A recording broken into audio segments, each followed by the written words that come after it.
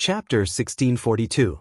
When he received Jimiya Ryoko's text message, Jin Deng only needed to pinch his fingers to figure out what on earth had happened.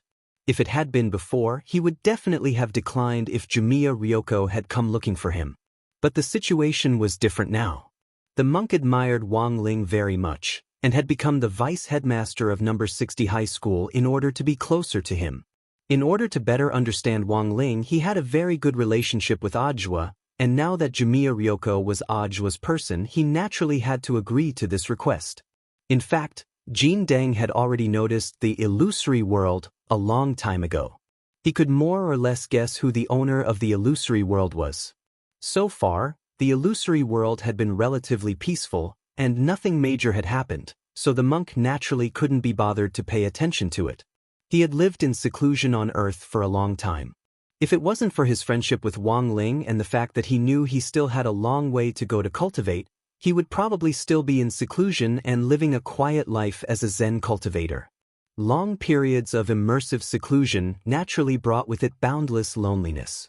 Not everyone could be like the monk, who could repeatedly knock on the wooden fish in one place for thousands of years.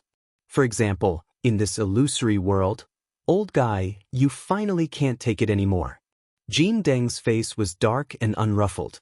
It had already been hundreds of years since he had last quietly entered the illusory world. Now, the technology city built from gear, lights, and advanced cosmic alloy had probably already reached a certain scale. It was just that he didn't know how long the city in the illusory world could last after they all went inside. Elsewhere, when grenade-throwing Senior Immortal received the monk's message, he and Loopy Toad were inspecting Shou Chang's destroyed private laboratory. They had obtained information from Lu Renfeng's laboratory. They had received news that Shou Chang was junior brother Lu Renfeng, so they had rushed here without stopping. In the end, they hadn't expected this online celebrity scientist to have already run away. The entire underground laboratory had been cleaned out. He hadn't taken any of the mechanical equipment with him, but had directly blown them up into flying ash. When the battle sect disciples responsible for the arrest arrived, the scene was already a mess. "Everyone do your best to search. Don't miss a single corner. Carefully sift through the ashes left in every place," said an outer sect disciple of battle sect wearing a white Taoist robe and carrying a large sword on his back. The rest of the people replied. The emotions of this group of war sect disciples were abnormally high, although they were still outer sect disciples of the war sect. However, there was also a monthly assessment for the outer sect disciples, which was also divided into grades. The disciple with the huge sword on his back was called Claudius. There were 9 copper coins embroidered on his Taoist robe, which proved that he was a level 9 outer sect disciple of the combat faction.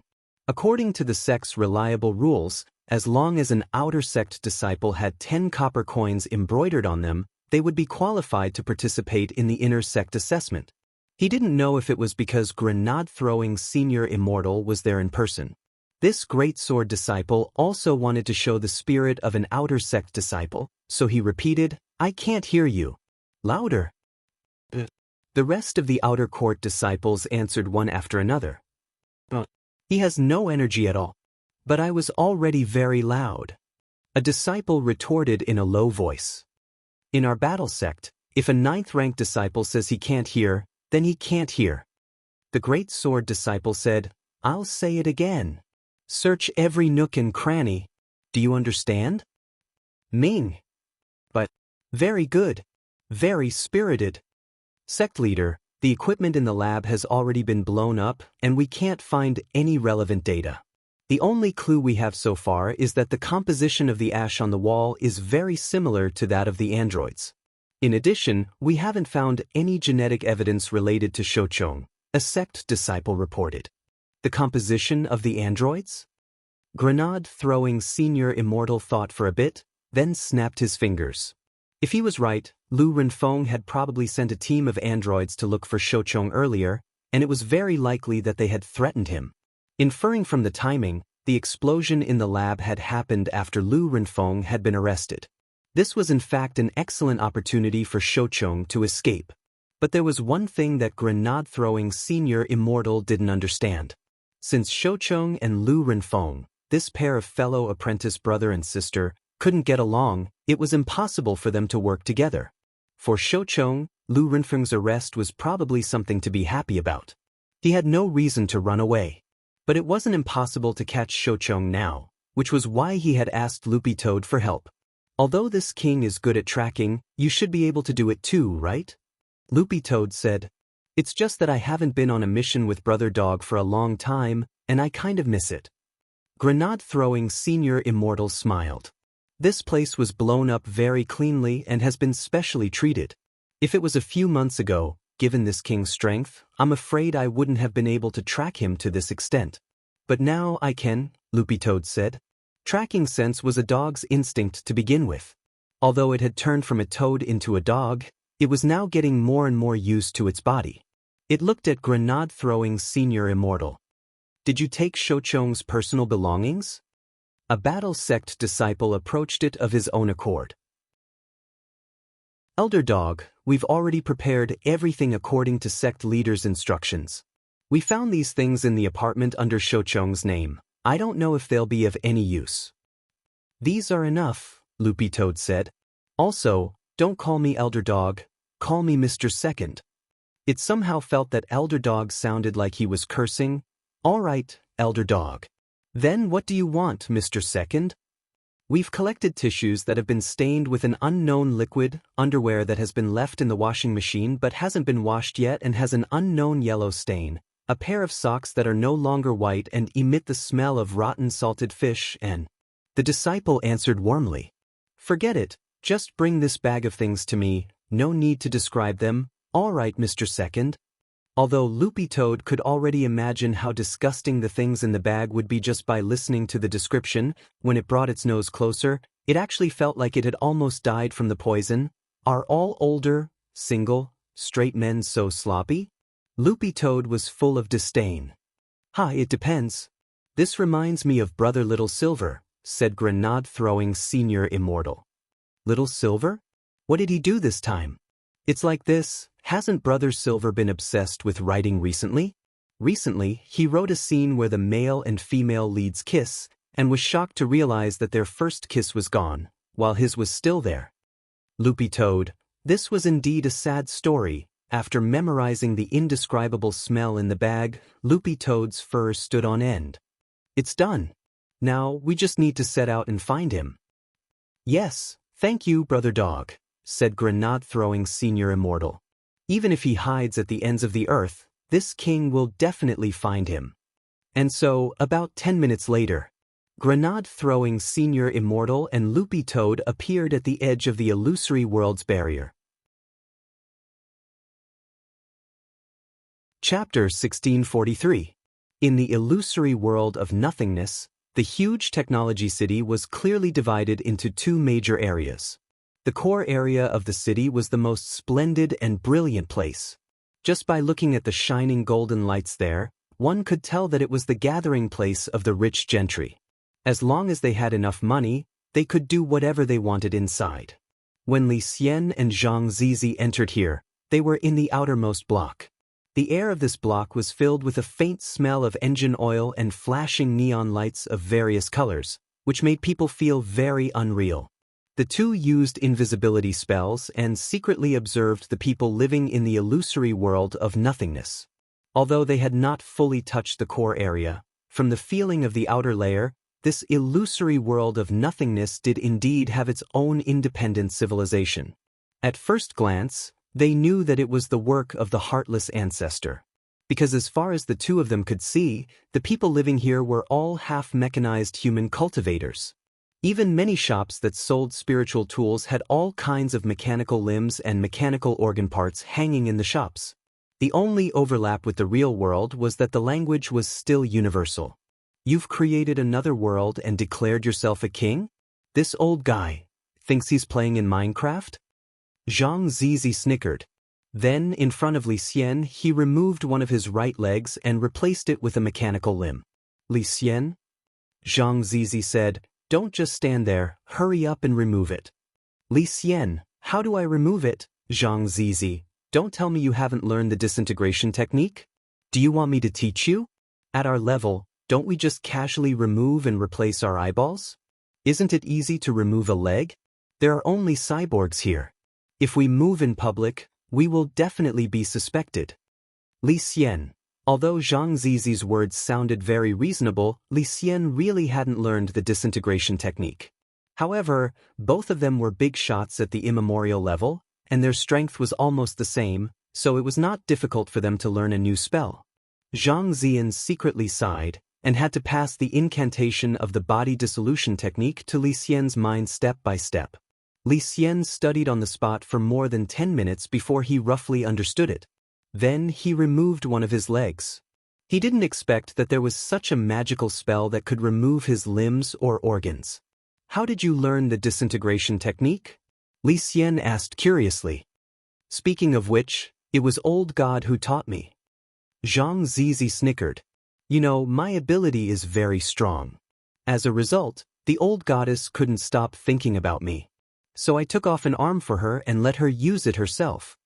Li Xian, Zhang Zizi sighed and said, fortunately, this arm was taken back before I was locked in the painting by Dao ancestor Wang. Otherwise, this right arm that has been with me for countless years might have turned into a fossil outside. Li Xian. After putting on the mechanical legs, Li Xian suddenly realized a very serious problem. He looked at Zhang Zipi. Brother Zipi, where did you get this mechanical leg? Zhang Zi secretly pointed to a shop selling mechanical limbs in front of them.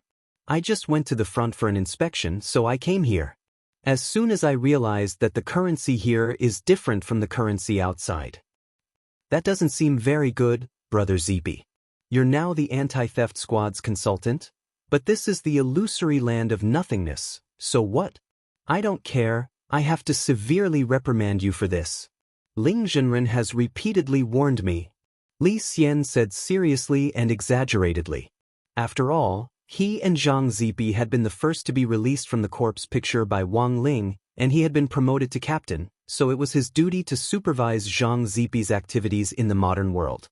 It would be an exaggeration to say that Wang Ling had repeatedly warned him, because those who were familiar with him knew that he usually spoke no more than 15 words. But putting that aside, the act of stealing was definitely not right. This was a problem that had to be corrected. It was the same even in the illusory land of nothingness. Fine, can I think of a way to buy it? Zhang Zipi was helpless, but he could only comply with Li Xian's stubbornness. There was nothing he could do, because he was also afraid of Wang Ling. That's fine, but you're not allowed to steal money, said Li Xian. Then, at the speed of lightning, Zhang Zipi returned the mechanical legs that had been thrown over to the shop owner. He then directly led Li Xian over and chose to buy the 2 mechanical legs that he had just put back. How much for these 2? The shop owner, who looked like he weighed more than 100 jin, was wild with joy at the sudden big business. He rubbed his iron hands together and beamed.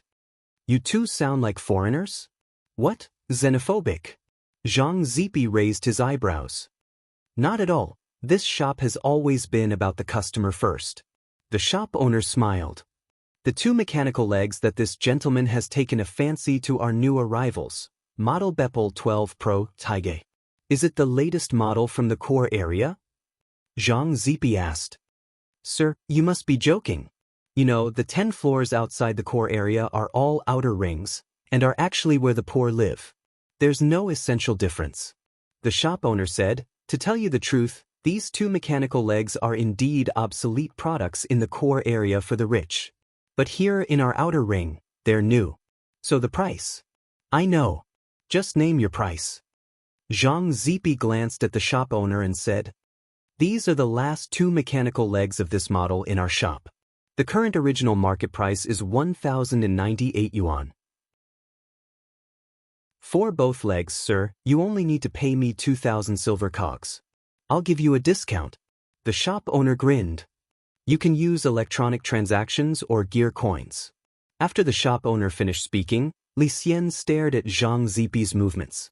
He saw Zhang Zipi touch his left pocket, then the other pockets, and finally, he took out a stack of money that he had never seen before. The shop owner was overjoyed. When he saw Zhang Zipi take out the money without bargaining, he felt like he had killed a big fat sheep today. Thank you for your patronage. Thank you for your patronage. I look forward to your next visit. Then the two left the shop. They found a dark corner and replaced the mechanical legs. Li Xian frowned deeply, still confused. Brother Zipi, where did you get the money from? Zhang Zipi snickered. I don't have money. Of course, it's from the shop owner. Li Xian said. Why did you steal his money again? Give it back. Zhang Zipi snickered. Didn't I already give it back? Li Xian said, but our mechanical legs. Zhang Zipi said, what's wrong with the mechanical legs? Aren't these mechanical legs bought with money? I didn't steal them. Look at the shop owner's happy face. He's looking forward to our next visit. Hearing this, Li Xian opened his mouth wide. This genius logic made him speechless for a while. Chapter 1644. In the illusory void, outside the technology city's core area of the 10th ring, mechanical parts were piled up like a mountain. Since they entered the illusory void through different coordinates, the illusory void did not have the same effect. When Zhua and Zhou Zi passed through the outer barrier, they directly appeared in their current position. There were all kinds of mechanical parts piled up here, and the air was filled with the unpleasant smell of gasoline from broken limbs.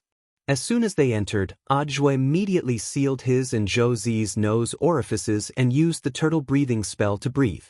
Zhou Zi was stunned by the scene in front of him. This kind of apocalyptic sci-fi scene would only appear in a sci-fi blockbuster, giving people a surreal feeling. He followed Zhua past several mechanical hills. Suddenly, a mechanical hand reached out from the gap and grabbed Zhou Zi's trousers. The strength of the stump was not great, but it happened so suddenly that Zhou Zi staggered.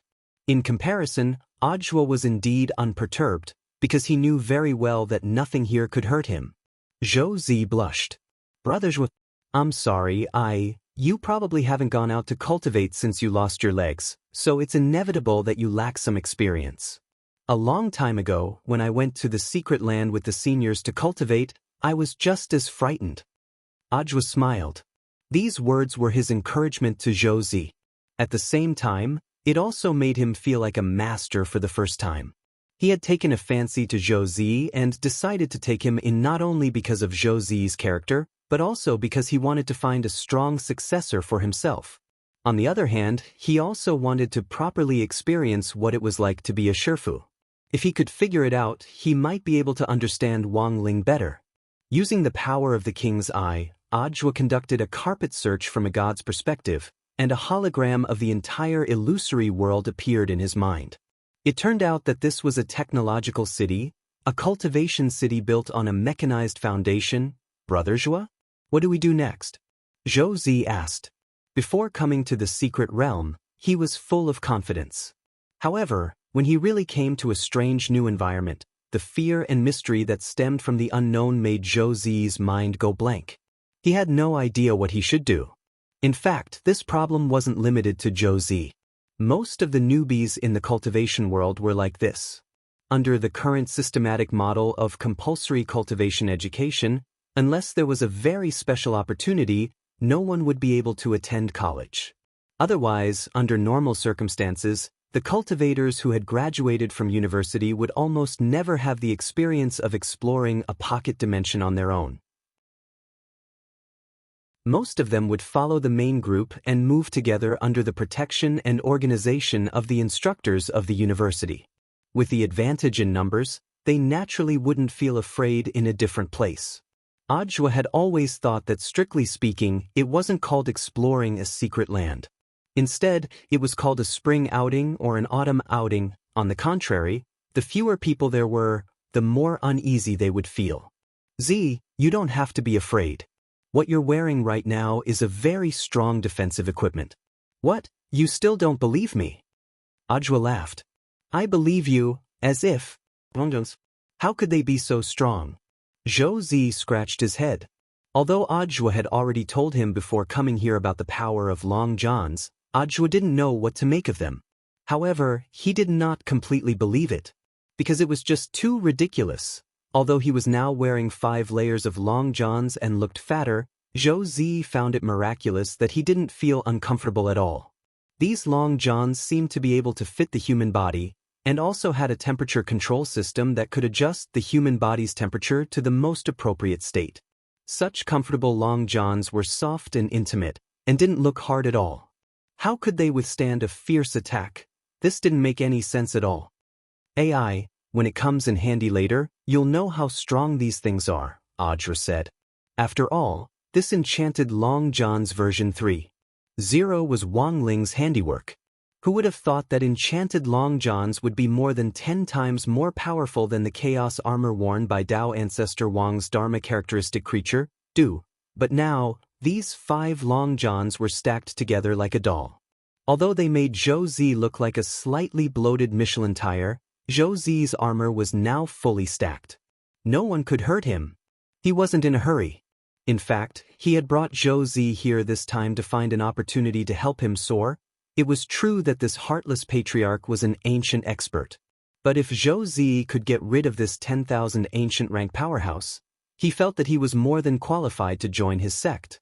He had won without doing anything for so long, and was well versed in the art of winning without doing anything.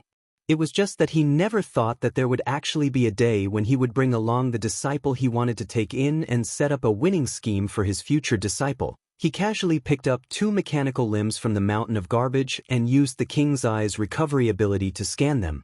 Then, Zhou Zi saw the 2 mechanical limbs actually turn into golden particles of light in his hands, which formed a holographic image in the air and then swiftly materialized. This was the King's Eye's Light of Repair, Home Appliance Edition, which was specially used to repair mechanical products. He had just wanted to give it a try, and never thought that it would actually come in handy. In less than 2 seconds, 2 brand new mechanical limbs appeared in Audju's hands. At that moment, both of them exclaimed in their hearts. Audju exclaimed in his heart, "So this is what a complete mechanical arm looks like." Zhou Zi exclaimed in his heart, "There's actually this kind of operation." Sensing Zhou Zi's astonished gaze, Audju couldn't help laughing. "Don't be too surprised, it's just an ordinary technique." After sorting out his thoughts, Zhou Zi said, "Brother Zhua, since these are all semi-mechanical cultivators, shouldn't we also switch to mechanical limbs?" Audju nodded. "Smart. But given your current realm, you don't have enough spirit energy to use the disintegration spell to replace your limbs. Even if you learn this spell, I'm afraid it won't last more than 10 seconds. Then, what should we do?" "It's very simple. Just use an illusion spell." The next second, Audju used the shared King's Eye ability to project the 2 mechanical arms that he had just restored onto himself and Zhou Zi in the form of an illusion spell.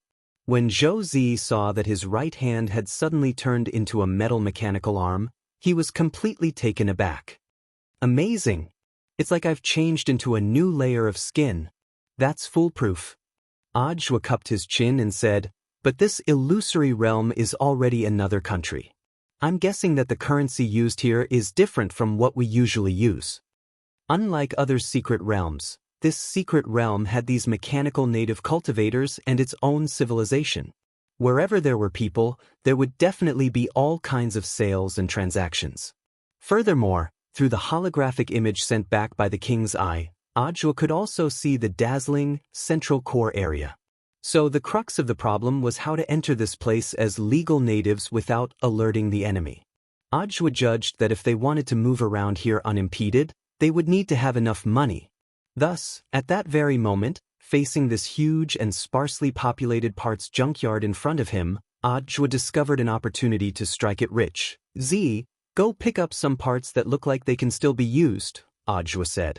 He had the ocular technique of repairing light. Home Appliance Edition, so he could turn waste into treasure and sell it for a profit. "Okay." Zhou Zi understood tacitly and could almost immediately guess what Audju wanted to do. But just as Zhou Zi was about to act, a tall, fair-skinned young man suddenly appeared in front of them.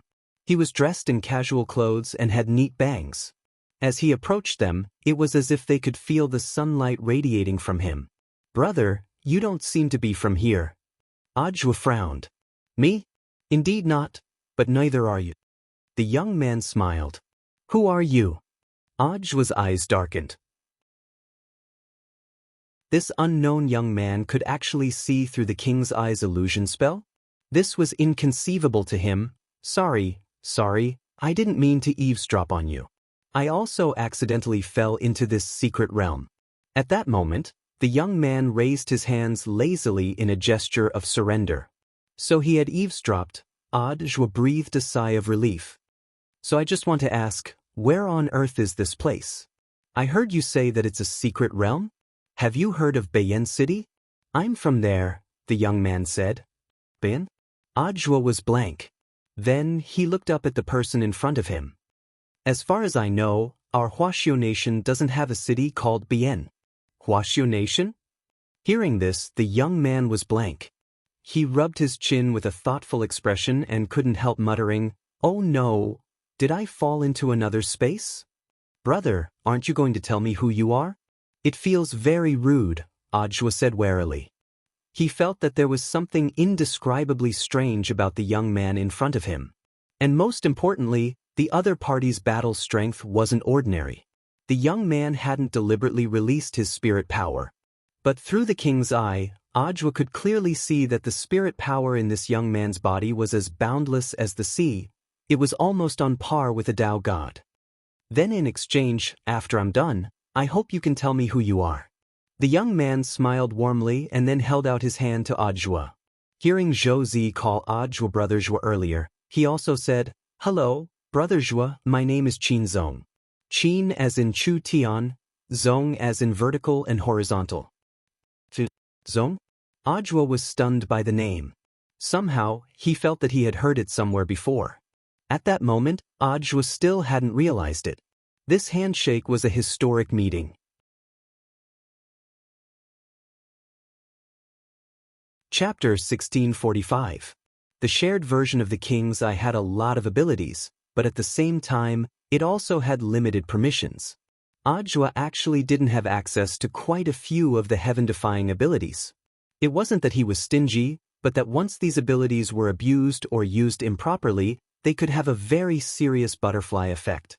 On the other hand, Audiobook actually hadn't reached the level of spirit power required to activate these heaven-defying abilities. He looked at the young man in front of him and felt like he had heard this name before, but he could not quite put his finger on it. Zhou Zi stared at Qin Zong. Although he felt that Qin Zong's sudden appearance was suspicious, he didn't know why he felt that Qin Zong looked especially familiar. "What do you think? Do you want to cooperate? From the looks of it, you're planning to sell these wastes, right?" Actually, Qin Zong had seen pretty much everything that had happened just now. He knew that Audiobook had the ability to turn trash into treasure, so he immediately offered to cooperate. "That depends on how you can help," said Audiobook. "Tisich, I'm just here to join in the fun. If I can help you, I hope you can help me think of a way to let me go home," Qin Zong replied. It was Qin Zong's first time encountering a space-time disorder after falling into a space-time turbulence. He could basically determine that he had fallen into another space. This was a big problem. With his current realm and strength, he was still unable to correct space-time. Of course, he didn't know whether Audiobook could help him. However, based on past experience, Lin Feng was not a match for Lin Feng. He felt that following Audiobook was definitely the right choice, because he was lucky enough. Otherwise, he wouldn't have heard Audiobook and Zhou Zi discussing a plan in this deserted waste yard as soon as he had fallen out of the space, and he found that he could be of use. "Cooperation? After all, we don't know you. I think we should consider it," Audiobook said. He did not reject Qin Zong too much. It was just that he was too unfamiliar with Qin Zong. He did not know what Qin Zong's purpose for appearing here was. Also, if Qin Zong were to join, it might affect Zhou Zi's contribution. While he was thinking, Qin Zong crossed his arms and burst out laughing. "I'm not a bad guy. If you're worried that I'll steal the credit, you don't have to worry. I'm the best at providing support." It wasn't that Qin Zong had used some mind-reading ability, but that he had made a mental guess purely by analyzing the micro-expressions on Audiobook's face, and then hit the nail on the head by a fluke. Audiobook pursed his lips. "It's not impossible for you to cooperate, but you have to follow my plan. Of course, I'll listen to you." Qin Zong nodded. "Then you and Z can go pick up scrap," Audiobook ordered. Ajwa hadn't expected a Dao God cultivator to go pick up trash. He thought Qinzong would be angry, but in the end, Qinzong seemed to be in an unusually good mood. He did not look like he was picking up trash at all. Instead, he looked like he was looking for treasure. Ajwa was shocked again. He suddenly regretted agreeing to join Qinzong. Why did he feel like he had dragged a lunatic onto the boat? About a quarter of an hour later, Zhou Zi and Qinzong returned at the same time. Master, the storage bag is basically full. It looks like it can be used. Zhou Zi said. Basically, he picked up the severed limbs that looked new and didn't have much dust on them. In total, he picked up 100 storage bags and they were full. After that, he looked at Qinzong. Then, Brother Qinzong, how much did you pick up? With a smile on his face, Qinzong fished out a gray item from his storage pouch. It was giving off a foul smell of engine oil. It looked like a lotus root that had just been unearthed from the mud. Can this be sold for money? Zhou Zi said doubtfully. Qinzong was very confident in himself, and the smile on his face didn't fade. You'll know when it's repaired. After a while, the three of them took the mechanical arm that Ajwa had repaired with Repair Light, Home Appliances Edition, to a shop that sold and recycled mechanical limbs. Qinzong glanced at the name of the shop, Boss Pigeon Mechanical Limb Shop, and suddenly felt all sorts of emotions welling up in his heart. As soon as they entered the shop, the chubby shop owner was counting the money in the cabinets and seemed to be muttering something incessantly. He stared at the account book, puzzled no matter how hard he thought about it, and looked distressed. I clearly sold 2,000 yuan worth of goods just now. Why hasn't the cash in this cabinet changed? Did I not learn functions well enough? My maths teacher is clearly still in good health. Boss, do you want to recycle the mechanical arms? Ajwa asked at that moment. The chubby shop owner immediately put down what he was doing, and a smile reappeared on his fierce-looking face. What do the three of you want to sell? Ajwa handed over Zhou Zi's storage bag first. These are 100 mechanical arms of different models. Boss, please appraise them. I hope you can give me a suitable price. If you want to sell them as a package, there's no harm in selling them at a lower price. He had the air of an old man and didn't have the slightest bit of the guilty conscience of an outsider. The chubby shop owner was blank for a moment, then turned around and poured the mechanical arms in the storage bag into the huge cylindrical machine behind him. Busy. After the red beam of light scanned for more than 10 seconds, the 100 mechanical arms formed a long list, which was pulled out from the spit at the bottom. As I expected, they're all old models. The chubby shop owner sighed and showed the list to Ajwa. Sir, look, my machine is connected to the internet. Almost 99% of all models of mechanical arms have them, and you'll see them after a scan. He went on and on.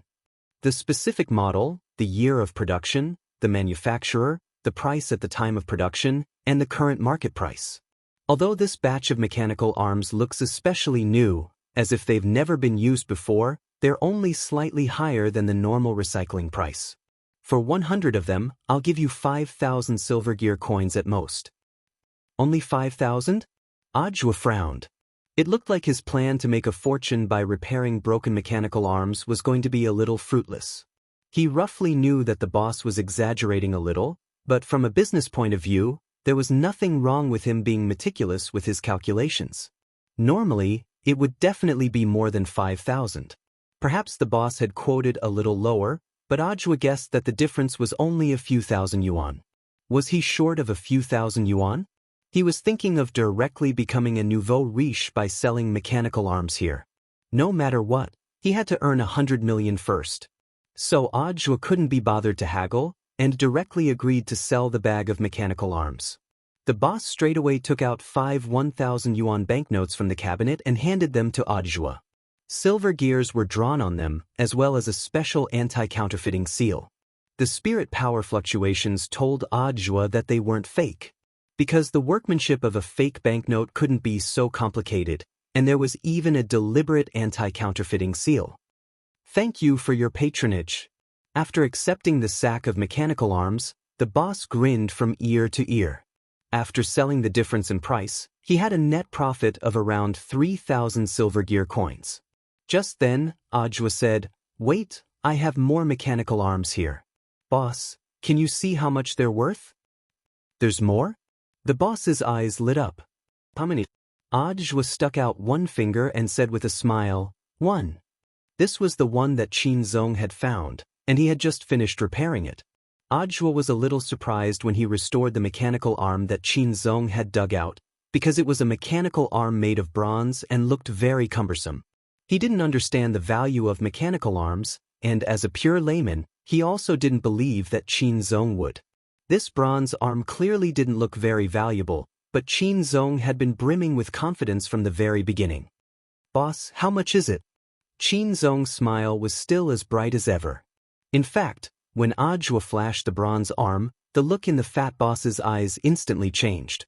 Unlike when he had poured the storage bag's worth of mechanical arms into the cylindrical scanner earlier, he took out a single-sided magnifying glass and a strong flashlight from his small drawer and carefully examined the entire bronze arm. The whole shop was silent for several minutes. The fat boss suddenly cried out in surprise, "That's great! Sparassi! How could this thing be here?" Ajwa and Josie. Ajwa, "Boss, why didn't you put it in the machine to be identified?" The fat boss, "Bronze arms are very rare to begin with. Just like I said before, the back-end library can't scan 1% of the model number." Josie, "Is it because the workmanship is very exquisite?" The fat boss shook his head and exclaimed, "No. Rather than the workmanship, it's better to talk about its collectible value." After saying that, the fat boss instantly realized that things weren't looking good. He had wanted to pretend to be calm and trick this bronze arm out of Ajwa's hands. But after seeing this mechanical arm, he really couldn't restrain his excitement. "If my eyes aren't wrong, this should be the Bdwin 46 Royal Deluxe Limited Edition mechanical arm produced by CJG's Mechanical Arm Factory 1,000 years ago," he said excitedly. "Look, this mechanical arm. It's also engraved with the signatures and seals of over 100 clan heads in the core area. It's carved in small letters. You can only see it clearly with a magnifying glass. After 1,000 years, I'm afraid it's hard to estimate the value of this bronze arm." Brother Qin Zong is so strong. Ajwa and Josie were completely dumbfounded. What the F***K, they had dug up a limited edition. "So, boss, you can't make a deal?" Qin Zong asked at that moment. "AI, to be honest, it's not that I don't want to buy it. It's that apart from the nouveau riche families in the core area, I'm afraid no shop in the outer ring can buy this bronze arm." The fat boss smiled helplessly and spread his hands. "We're just poor people. If it doesn't work, the three of you can give it a try." Qin Zong cupped his chin and pondered for a moment. If it was really as the boss said, that this bronze arm could only be recycled in the core area, then it was the same as falling into an endless loop. The purpose of the three of them making money was to use the power of money to buy legal identities from the outer slums and sneak into the depths. Ajwa and Josie were silent. They both had a tacit understanding to see what Qin Zong would choose. At that moment, after thinking for a while, Qin Zong raised his head again. He had a disappointed look on his face, and there was no trace of it being an act at all. "AI, so this treasure is going to fall into my hands?" The fat boss smiled inwardly. He knew that his chance had come. "Actually, if you're willing to sell it, it's not that I can't buy it, but I've already reminded you in advance that given the value of this treasure, it's not worth it to sell it here. Our recycling price is definitely far lower than in the core area." "Then how much can the core area open?" "For them, I think they'll have to give at least 1 million. 1 million silver gear coins?" asked Josie. "No, 1 million gold gear coins. Based on a 100 conversion, it's equivalent to 100 million silver gear coins," said the fat boss. "Then how much can you give?" asked Qin Zong. "I can probably give at most 100,000, and it's silver gear coins," said the fat boss as he scratched his head. "That's a little big indeed." Qin Zong laughed. "How about this, boss? If you're willing to accept it, I can sell it to you. We've been short on money recently." The fat boss was immediately stupefied and simply couldn't believe his ears. What? You're willing to sell it to me? But you also know that 100,000 silver gear coins is definitely a small amount. Apart from money, I think you should also give us some subsidies. What do you say? Qin Zong narrowed his eyes and smiled. This? The fat boss thought for a bit, then said, how about this? If you're willing to sell it to me, I'll give you the tickets to tonight's underground boxing competition. I've received reliable information tonight that the favorite to win the championship, Jian Shaochang, is up against that Master Niu Baogua. Tonight, I've received reliable news that one of the favorites for the championship, Jian Shaochang, is going up against Master Niu Baogua. Grandmaster Niu Baogua will win. If you win, according to the odds, you can get 1,000,000 silver gear coins in one go. Absolute victory? Qin Zong smiled. The match hasn't started yet. I don't believe in rumors. At this time, the fat boss gritted his teeth and decided to use a method that looked like a gamble, but was actually the most profitable for him. How about this? I'll give you 50 lottery chances for free. As you can see, although my shop isn't big, I do have top-notch goods. Whether or not you can get it depends on your luck. As he spoke, he pressed the button on the counter and sealed the door of the shop on the spot. Accompanied by the sound of gears turning, the hidden mechanism display cabinet inside the shop was revealed in front of everyone. This was his collection of mechanical arms, and there were more than 100 of them. These are my trump cards. I don't usually show them to the public. He pointed at his hidden display case and said, the second to last floor above us is Section S. Most of them were just recently eliminated from the core zone, but they sell for an average of 100,000 silver gear coins here. The next box is Section S, which sells for an average of 50,000 silver gear coins. Section S sells for an average of 10,000 silver gear coins. The rest are B goods worth a few thousand silver coins and C goods worth only a few hundred silver coins. After saying that, the fat boss turned around and carefully picked up the bronze arm from the cabinet and put it on top of the display cabinet. All these years, I've always wondered if there were any SSR grade goods, Zhou Zi and Zhou Zi. So, boss, what do you mean? A lottery. As long as you're willing to sell me this bronze arm, I'll let you draw all the mechanical arms in my shop, including the one you sold me. The fat boss said excitedly, there are a lot of small iron balls in that cradle over there. Black is C, gray is B, silver is A, gold is S, purple and gold is SS, and the ones that represent SSR are jade balls.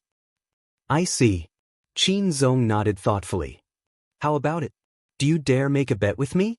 If you're fated with this bronze arm, you might be able to draw it back. The fat boss continued to tease Qin Zong into participating in this bet.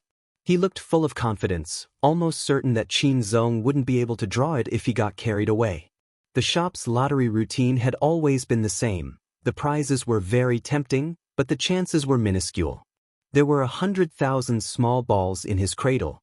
According to the ratio, most of the balls were gray and black, while there were only 100 silver balls representing A and gold balls representing S, and 10 purple and gold balls representing SS. Of course, the most outrageous was the SSR jade ball that the boss had just decided on a whim. There was only one in 100,000 balls. As he spoke, he deliberately opened the cradle and showed the key jade ball to Qin Zong, Zhou Zi and Qin Zong, then added 2 more into the cradle. I'll add 2 more for you. Good enough, right? Excuse me, boss. Is there no other alternative? Do I really want to draw a lottery? Qin Zong asked repeatedly to confirm. I'm poor, so I can only bet on luck. The fat boss laughed. If you don't sell it, I'll go to another shop and they'll probably let you draw a lottery. Okay, I'll draw. Qin Zong laughed. The fat boss was delighted. You mean? Qin Zong nodded. Yes, I'll sell this bronze arm to you. But if I draw something good, don't go back on your word, boss. The fat boss smiled slyly. Don't worry, we're all serious businessmen. As soon as he said that, the two of them sneered in their hearts at the same time. Qin Zong, this fool. The fat boss, this fool. With a probability of 3 in 100,000, I'll let you draw 50 times. Can you kill me instantly?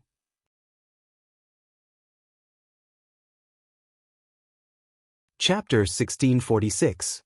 In less than 10 minutes, the three of them had already left Boss Pigeon's shop, fully loaded. The fat boss stood at the door and stared with a dumbfounded expression, feeling like a soulless walking corpse. His shop was completely empty. Qin Zong had taken away everything of value, including the bronze arm which Qin Zong had just sold to Boss Pigeon. The estimated value of this loss had already exceeded 1,000,000 silver gear coins. He had lost so much that he had to go back to his grandmother's house. Zhou Zi, brother Qin Zong, you're amazing. You're actually the first to get a jade ball. Aren't you a little too lucky? Maybe it's not that I'm lucky, but maybe you're the luckier one, Zi. I picked up the bronze arm with you just now after picking up the trash, Qin Zong said very modestly. Actually, he didn't want to go overboard. But who told this boss to compete in the lottery with him in order to scam him out of the bronze arm? When he had drawn the lottery, he had watched the boss's face turn livid little by little. Out of concern for the boss's health, he had straightaway let go and let Zhou Zi and Audiobook help him draw a few more rounds. But unfortunately his providence radiation was too strong, and it directly caused Zhou Zi and Audiobook's luck to be extremely good. The three of them took turns and won one item after another. Nearly 99% of the gray and black balls were drawn, but they didn't win a single one out of 50 times. The mechanism of providence radiation had started a long time ago. As the one and only koi in the cultivation world, Qin Zong's passive ability had already reached the level of precise radiation after constant cultivation. That was to say, as long as Qin Zong subconsciously listed someone as an enemy, even if he was present, the providence radiation wouldn't reach that person. Hence, Boss Pigeon was out of luck. But this also reminded Qin Zong of something else. That was, he now indeed regarded Audiobook and Zhou Zi as his teammates. Strange, it's clearly the first time we've met, but why does it feel so familiar? Qin Zong murmured in his heart. He had also noticed this problem. He felt that there seemed to be some kind of hidden tacit understanding between him, Audiobook and Zhou Zi. This sort of tacit understanding was very wonderful, especially between him and Audiobook. Both of them had this feeling, but they couldn't quite put their finger on it. It was clearly his first time meeting Qin Zong, but he had directly agreed to work with this stranger. This was definitely not his style. Given Audiobook's usual strict attitude, it wasn't his style at all. Unfortunately, this time, it was a special case. Because he felt that Qin Zong was inexplicably familiar, and there was an indescribable sense of intimacy. However, he didn't show it. He still had a cautious look on his face, but he had already let down his guard a little. Let me do some calculations. If we can win tonight's underground fight, we'll have at least 3,000,000 silver gear coins as our starting capital. If we can enter the core area and sell this bronze arm, we can directly become the landlord, Qin Zong said with a smile. Audiobook nodded indifferently. In fact, he was lucky enough to discover this problem as well. Despite Qin Zong's excuse that it was Zhou Zi's good luck, the change in his luck was obvious. Audiobook knew that he had never been a king of luck. Although his current career path wasn't bad, he couldn't be called a true king of luck if he was lucky once in a while. A true king of luck was the kind of person who had especially good luck no matter what they did. Last night, he had spent 648 on 3 orders, but in the end, he had only gotten 3 guarantees. How could he be called a king of luck? As for Zhou Zi, there was no need to even mention him. It was obvious that he hadn't been born with extremely good luck, otherwise his leg wouldn't have been so tragically amputated when he was young. So based on Audiobook's judgment, the real problem probably lay with Qin Zong. This person? His luck is really a little strangely good. Audiobook sighed sadly in his heart, but he didn't show it, and decided to keep observing him. Brother Zhua, I thought we were already in the same boat after what happened just now. But why are you so hostile towards me? Is it because I didn't do well? Qin Zong folded his arms and looked at Audiobook with a gentle smile. The average girl wouldn't be able to withstand this star face, which looked like a protagonist's smile. Audiobook couldn't help but be glad that he hadn't brought Kyoko Ryoko along. Maybe his wife would have been abducted. Don't think that we're already friends, It's just a purely cooperative relationship. Ajwa's voice was cold and his face was devoid of emotion. He looked angry, but in fact he wasn't, and his heart was even a little calm. In the end, as soon as he showed this attitude, Qin Zong suddenly laughed. I say, Brother Zhu, don't tell me you're a tsundere? Ajwa's eyes widened and his face was filled with horror. Nonsense. I don't know what you're talking about. Hearing this, Zhou Zi couldn't help laughing. In fact, he also felt that it was a little. After all, he had lived with Ajwa for a while and knew very well that he wasn't a tough person, so it was very unnatural for him to suddenly become tough. Of course, given Zhou Zi's clever little brain, how could he not have guessed that Ajwa's cold attitude towards Qin Zong was actually still out of vigilance? But Ajwa's current double talk reminded him of his Shifu Ryoko. He couldn't help exclaiming in his heart, TSK, as expected of a couple. After living together for a period of time, even their personalities had become the same. On the side, Ajwa saw Zhou Zi snickering. Qin Zong knew that he had probably guessed right again with his nonsense. Then he curled his lips. Let's go, I won't talk about this anymore. It'll hurt our friendship. I'll treat you to a drink. He then stretched out his hand to push Ajwa and Zhou Zi's backs, leading them down a path. Ajwa, do you know the way? Don't walk blindly, Qin Zong laughed. I don't know, but it's definitely this way. Ajwa, this kind of self-confidence again, and now, it seemed that Ajwa was starting to understand Qin Zong's self-confidence a little. It was possible that this guy also knew that he was a very lucky person. The Providence cultivator? Was there such a person in the world? Ajwa was dumbfounded. After pushing Ajwa and Zhou Zi for a few steps, a very shabby-looking snack bar actually appeared in their line of sight, and the drinks on sale were ones the three of them had never seen before. Although the drinks were different, the types were more or less the same, and even the style of marketing activities was similar to that of the outside world. Young man, what do you want to drink? There's been a soda promotion recently. Then let's buy a bottle of soda.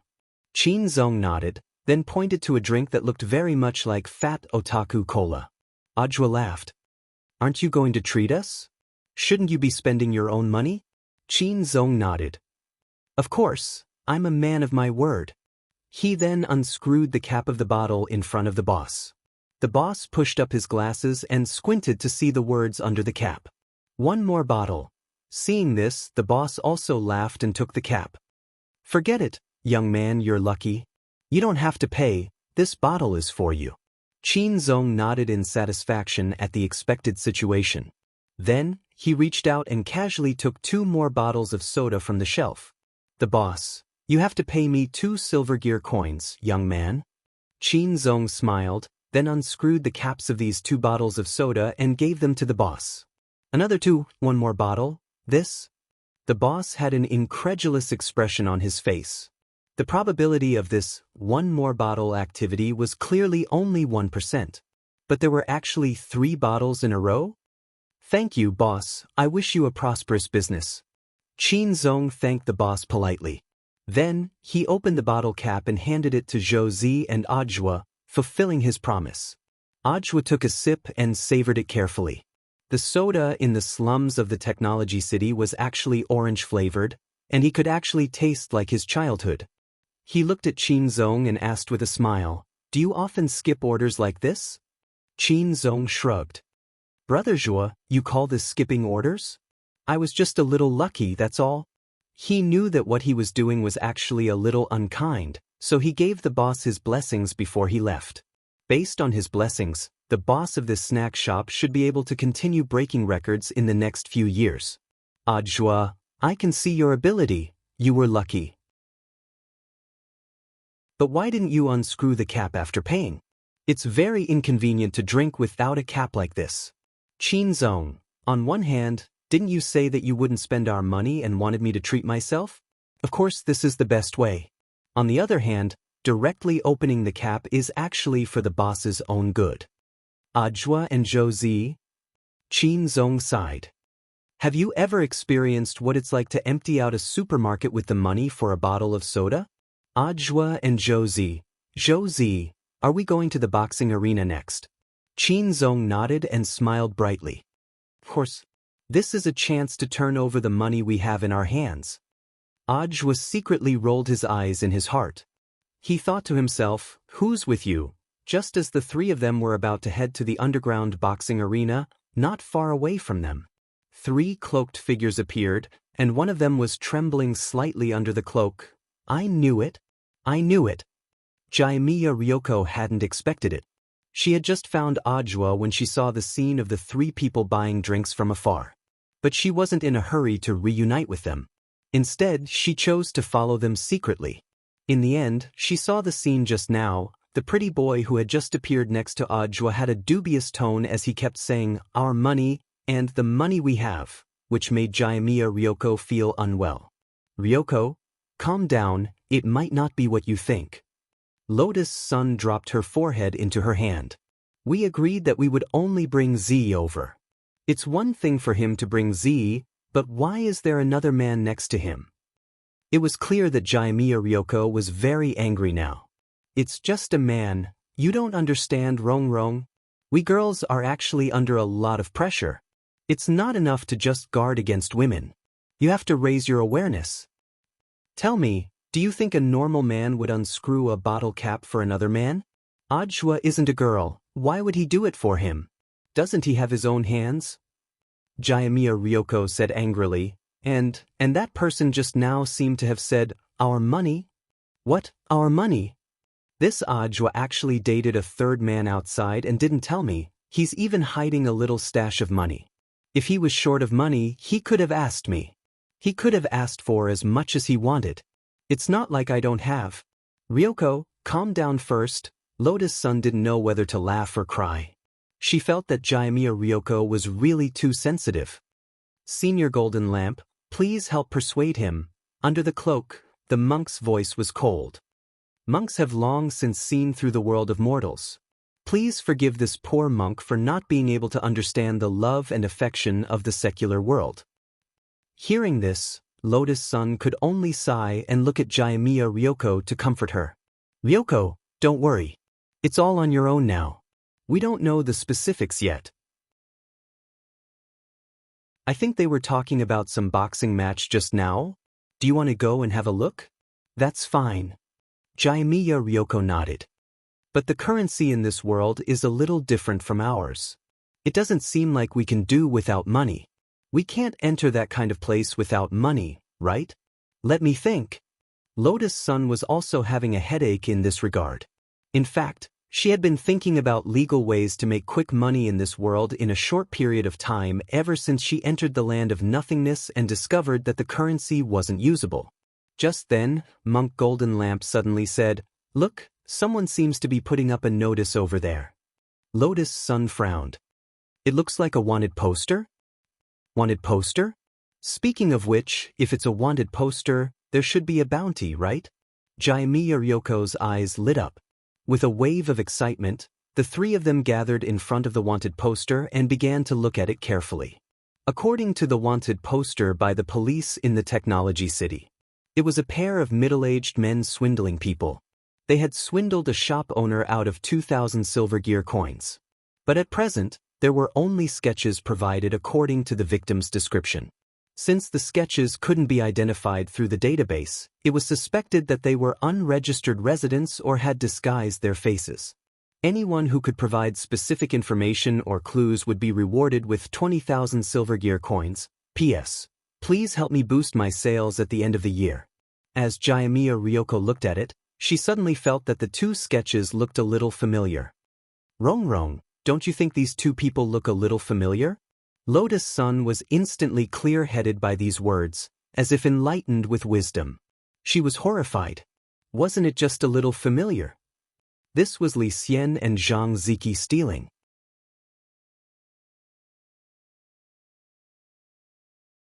Chapter 1647. Although Kamiya Ryoko really didn't want to admit it, she indeed felt a little irrational at that moment. When she thought about Ajwa, she felt like she couldn't think straight anymore. When they arrived at the nearest police station, the three of them stopped in front of it. By establishing a group chat window, Lotus Sun and Kamiya Ryoko realized the telepathic communication between the two girls, ensuring that unrelated people wouldn't hear them. Lotus-san, Yoshiko, do you really want to go in and report Senior Li Xian and Senior Zhang Zipi? Ryoko sighed.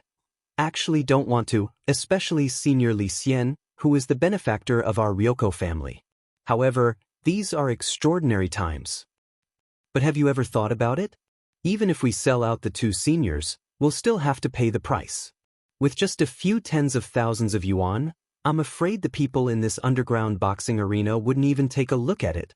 Under her cloak, Lotus-san had a helpless expression on her face. Although she didn't understand the rules of the underground boxing arena, however, based on her basic understanding of the circle of the rich and powerful, such a place was opened underground because it could not be brought to the public, and the entry requirements were also very harsh. Otherwise, if he was especially rich, he might be able to make an exception. Just like that, the scene fell into silence again. About a few minutes later, outside the police station, there were two AI service robot police officers carrying a man covered in blood out of an off-road police car on a stretcher. The man's body was covered in blood-stained bandages. His entire right arm had been severed, revealing the wiring inside. It was still emitting a sizzling sound and sparks. Inside the police station, a middle-aged man with a big belly and wearing a coffee-colored windbreaker walked out with a cigar in his mouth. His lower body was very strange. He didn't have legs, but two treads. He looked very much like a human-shaped tank. As soon as the man appeared, the intelligent mechanical police officers in the car saluted him. Chief Daikas. The middle-aged man waved his hand and puffed out a mouthful of smoke. He looked at the man under his eyes with a slightly resentful expression. How many rounds did he last? He made it to the 4th round. Unfortunately, he didn't make it, the robot police replied. Their voices had a kind of electronic sound effect. When they spoke, it felt very comical. However, in the face of a reply, their reaction speed was very shocking. It was as if they were real people. What a pity. Just one more round and he would be able to enter. I'm afraid I can't stay in this restaurant anymore. It's boring. Amidst the middle-aged man's sigh, the buzzing sound of the person on the stretcher disappeared just like that. He had completely breathed his last. On the side, Lotus-san and Kyuya Ryoko felt uncomfortable watching this. Mysterious C's healing sword chi was only effective on humans, and there was nothing Lotus-san could do about a cyborg whose body was half mechanical.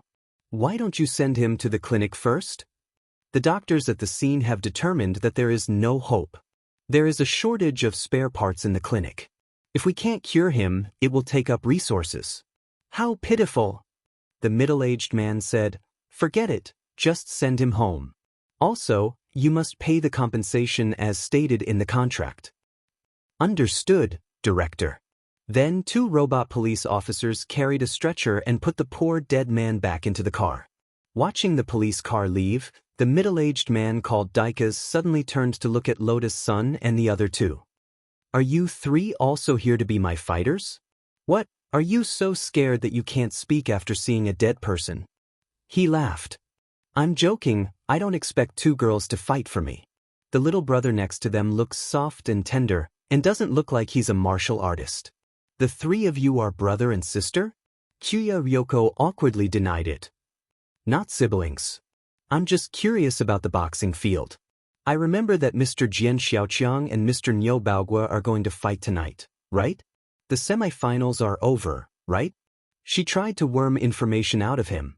Unexpectedly, not only did this man called Daikas not find it troublesome, he even thought it was interesting for a girl to ask about such things.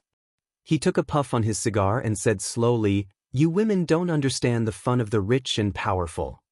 Before the finals, there is a dojo challenge. You have to challenge a total of 5 rounds to qualify, and then you have to fight last year's dojo challenge champion to warm up before the match. Even the finals aren't as good as this. Because it's a fight for life. Between the 2 of them, one has to die. That person just now signed a life and death contract with me and was sent over. That person is doing it for his family? In a slum like this, of course it's for his livelihood. If he hadn't stood up to fight for me, I'm afraid he wouldn't have been able to pay off the debt his family owes. Daikas smiled mockingly. But it's a pity that he's already at the 4th round. If he could break through the 5th round and challenge last year's Dojo Challenge champion, he would get a full 6 million. He would be able to jump out of this slum in one fell swoop. 6 million? Silver gear coins? Gold gear coins? Daika's voice grew louder. And it's not just 6 million. There's also a pass to the core area. I made an agreement with that man just now that I'll provide the registration funds and the entire fee. He'll fight for me, and if he wins, he'll get 3 million. The remaining 3 million and the pass are mine. I see. Lotus Sun and Kyuya Ryoko nodded. They had a general idea of the situation. And judging from the director's description, this person wasn't too bad. At least he kept his promise with the man on the stretcher. So, the finals are just for the fun of betting among the poor. The Dojo Challenge champion is the most exciting. But last year's Dojo Challenge champion was very strong. I think he's going to make a meteoric rise this year. Because so far, no one has passed the 5th round. If no one is his opponent, he'll have to enter the core area lying down. Then who was last year's Dojo Challenge champion? Lotus Sun asked. In fact, last year's Dojo Challenge champion was Mr. Nyobagua's master, Hubagua. Last year, not only did he single-handedly challenge the 5 pass lords arranged by the bigwigs, he also used only one move to kill the Dojo Challenge champion the year before last. One move? Yes, one move.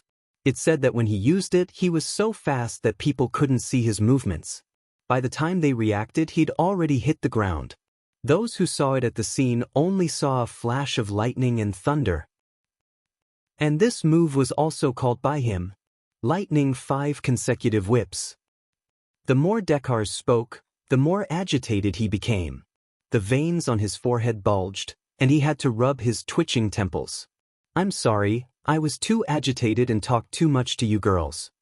Mr. Director, can I give it a try? Just then, Ryoko Kyuko took the initiative to step forward. Lotus Sun and the monk's eyelids twitched when they heard her request to fight. They hadn't expected Ryoko to do this at all. Of course, Ryoko wasn't just throwing her life away. She had just estimated the realm of that seriously injured man, and felt that he was at the peak late golden core stage. With the ghost talisman on her, she might be qualified to challenge him on her own. At the very least, there was Monk Golden Lamp to vouch for her, so it was very safe. Daika's laughed. A woman shouldn't join in the fun, although you don't look like one. Blue veins popped out on Ryoko's forehead. What do you mean? Daika's chuckled. Of course I'm talking about your chest. It's so flat that you're hardly a woman. Don't even think about the dojo challenge. As soon as he said this, he suddenly felt a powerful wave of negative energy in front of him. Ryoko mobilized the power of the ghost talisman and smashed her fist heavily into the ground. In her mind, she imagined Ajwa cheating on her, and with a man at that. Under this double fury, coupled with Daika's precise lightning strike, Ryoko Kyuko instantly erupted with unparalleled destructive power. Boom! Ryoko smashed a 10-meter-deep hole in the ground in front of the police HQ, and the nearby ground cracked as if there was an earthquake. This Lotus Sun and Monk Golden Lamp sucked in breaths of cold air at this scene. A woman caught in the act of adultery was indeed terrifying, and the most horrified was naturally this director Daika's. After being stunned for less than 3 seconds, his face instantly lit up with delight. Haha, who would have thought? Even I, Daika's, would make a mistake one day. Miss, I'm sorry for my slip of the tongue just now. I shouldn't have looked down on you and even attacked you. Although, Dekars didn't think that Ryoko Kamiya would grow breasts. As a man who had seen countless people, he could basically understand this with just one look. Ryoko patted the dust off her hands and looked at Daika's. There's no need for a life and death contract. In any case, I'll definitely win. But after I win, the pass is yours. As for the prize, I want 5 million gold. Interesting. Daika's laughed. Then it's a deal. But there's still less than 5 hours before the finals, which means you'll have to challenge 5 levels in a row. But there's a problem. 5 levels plus the Dojo Challenge King from last year, right? Ryoko, am not afraid at all. So your name is Ryoko? Daika's rolled his eyes. How about this? I'll get you a fake identity, and you'll be called Ryoko. No one uses their real names in that underground boxing ring. They all use fake identities to go in. Then can you get one for my junior sister and junior brother? Ryoko Kyuko took the opportunity to ask. Oh, so the two behind you are your junior sister and junior brother? Got it. Since it's Ryoko, oh no, it's Miss Ryoko's request, I'll definitely do it. Wait for me here, I'll get someone to make new IDs right away. Daika's was so excited that he rushed into the station. Seeing him leave, Ryoko hurriedly looked back at Golden Lamp, and then at the monk with a pleading look. Senior, can you help me, enlighten me? Golden Lamp. He knew it would be like this.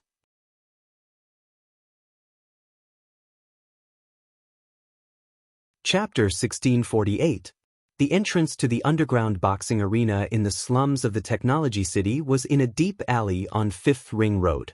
Deep in the alley was a sealed manhole cover, which was open to reveal the entrance. At the mouth of the alley were gun-wielding mechanical cultivators. These brawny men blocked the entrance tightly like a human wall, adding a layer of mystery to this restricted area. When Ajwa and the other two arrived, they were swept back and forth by these people's gazes. Ajwa shrank his neck back and had a faint sense of foreboding. It wasn't that he was afraid of these brawny men with big heads and thick necks, but inexplicably felt a strange coldness behind his back. And this wasn't the first time he had felt this coldness. It had actually been there ever since he had bought the drinks. Until now, when it had become more and more intense, after showing the ticket to the underground, one of the brawny men spoke in a gruff and low voice devoid of any emotion. One ticket can only allow 2 people in at most. Qin Zong was quick-witted. He took out a stack of silver gear coins and smiled, revealing his pearly white teeth. Big brother, how about you make an exception? I was also introduced here by a friend. I came here to play, I don't know if I can still buy more. The brawny man took the stack of notes and sniffed at the fragrance. This stack of silver gear coins amounted to 100,000, which was actually not a small sum for Ajwa and the others, who were in desperate need of funds. But Qin Zong was unusually generous, and the corners of his lips curled up. If this big brother doesn't mind, you can share the money with our brothers. The brawny man with the paralyzed face smiled coldly. At least you know your manners. Then come in. He then gave the other brawny men a look, and they straightaway made way. So it's the boss here. Seeing this scene, Qin Zong knew what was going on. Just as the 3 of them entered the alley through the human wall, Ajwa noticed that the brawny man who had taken the money had followed them in and seemed to want to say something. Sir, is this your first time here? Yes, it's my first time, Qin Zong answered truthfully.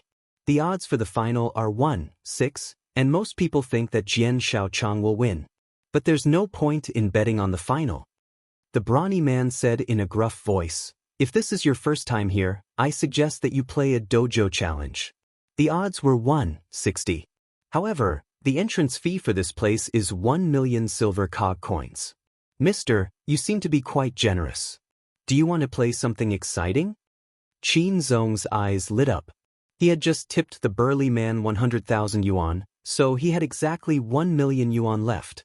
Following behind Qin Zong, Ajwa and Zhou Zi sighed in their hearts. All these coincidences were so natural. It was as if everything had been planned. Ajwa now realized that perhaps Qin Zong hadn't just been lucky. He might be the embodiment of luck, 60 times the odds. If he could win, they would get 60 million silver gear coins. Qin Zong's face was full of interest. Then how do we get in? The muscular man revealed an ugly smile and walked straight to the innermost part. He opened a manhole cover hidden under a blanket. Gentlemen, please enter from here. This is the VIP passage. I see. Thank you. Qin Zong nodded. You're welcome, sir. I wish you good fortune. After saying that, the brawny man watched Qin Zong and the other 2 go in with a smile on his face. Then, he covered the manhole cover and carpet again. The underground boxing arena in the VIP area was a little different from what Ajwa and Qin Zong had imagined. These people were dressed in bright and beautiful clothes. Just from their appearance, They already looked like poor people. Ajwa frowned slightly. These people are from the core area, right? He could roughly guess a few things from the scene in front of him.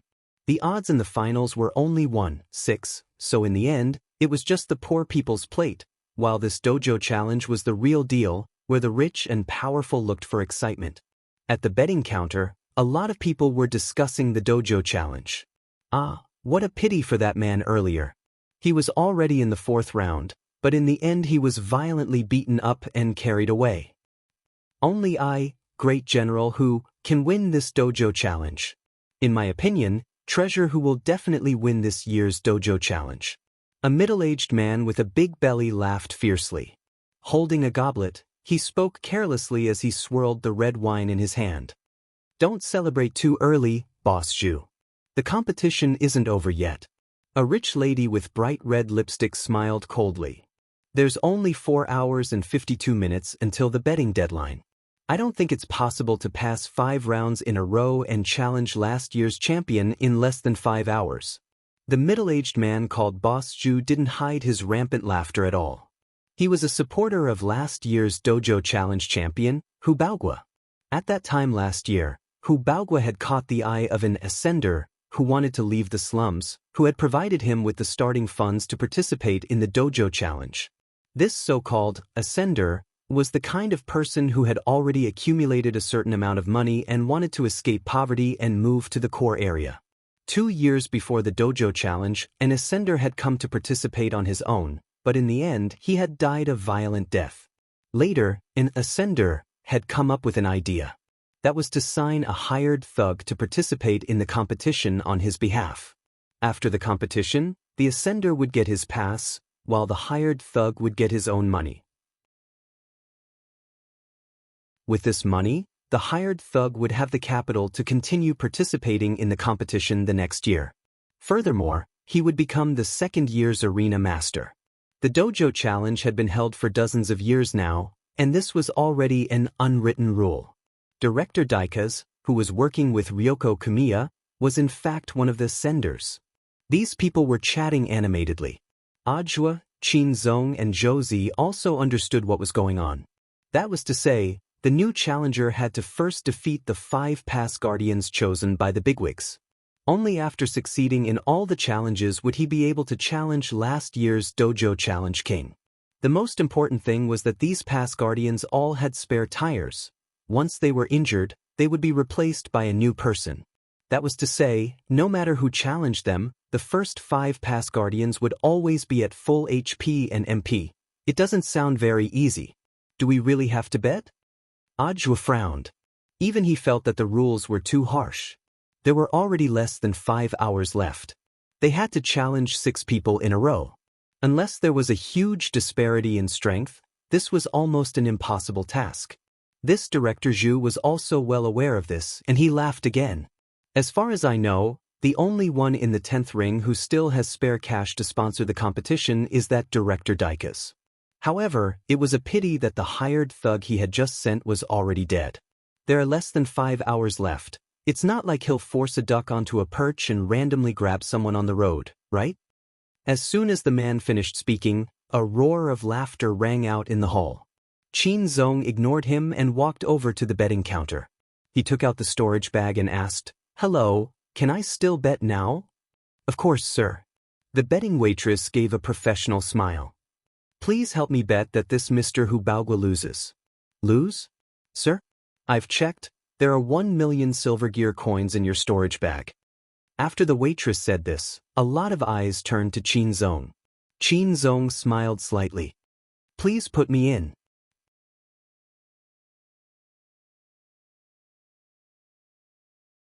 Chapter 1649.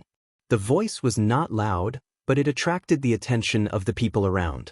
There were less than 5 hours left, and the fighters that Director Daikaz had signed were all dead. There was almost no one in the entire 10th ring who had extra money to fund the next match. Zhu Yuanrun was not wrong at all. He was a big shot in the circle of influential people in the core area, and he actually had some shares in this underground boxing ring. What Zhu Yuanrun did not expect was that someone would bet on Hu Baogua to lose after hearing his analysis. In his opinion, this was something that was impossible to accomplish. Young man, you're quite impressive. You bet 1 million silver gear coins right off the bat. This is probably your life savings, right? Zhu Yuanrun chuckled. Although he was a little annoyed that someone did not listen to his analysis at this point in time and forcefully went against his words. But in fact, Qin Zong betting on Hu Baoguo to lose was actually beneficial to him, because he was the one who bet on winning. What he was profiting from was this steady business. After he was sure that no one could challenge Hu Baoguo, he immediately increased the bet and raised the odds to the current one. 72-60. Because of the huge capital, even if it was 1.72 times, it was still enough for him to make a lot of money. Qin Zong's bet only gave him 1 million more. He could not help but laugh in his heart. He would not be able to find a charity business like this that gave away money for free. In the end, just as he finished his sentence, the deafening sound of a gong rang out in the VIP area. Someone is beating the war drum. On the screen in the hall, a skinny cloaked man wearing a black cloak and a mask, accompanied by 2 other cloaked men wearing the same mask, and Dekars, who was grinning from ear to ear, appeared in front of everyone's eyes. Dekars? Why is it him again? Didn't his contracted fighters just?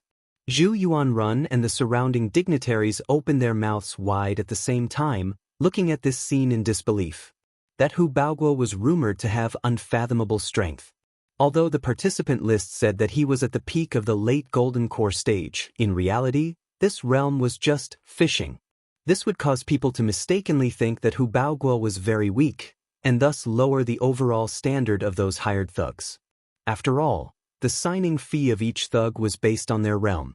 For example, the Golden Core stage fighter that Dekars hired previously was hired by him based on the data on the paper. This was Zhu Yuanruin's secret operation. However, he didn't expect that this person couldn't even pass the 4th round. In reality, Hu Baoguo was a soul formation stage cultivator. For a soul formation cultivator to appear in the slums, it was already shocking enough. On the other hand, the person that Dekars found was ridiculously skinny. In Zhu Yuanruin's opinion, it would be difficult for him to even pass the first 3 tests. This Dekars?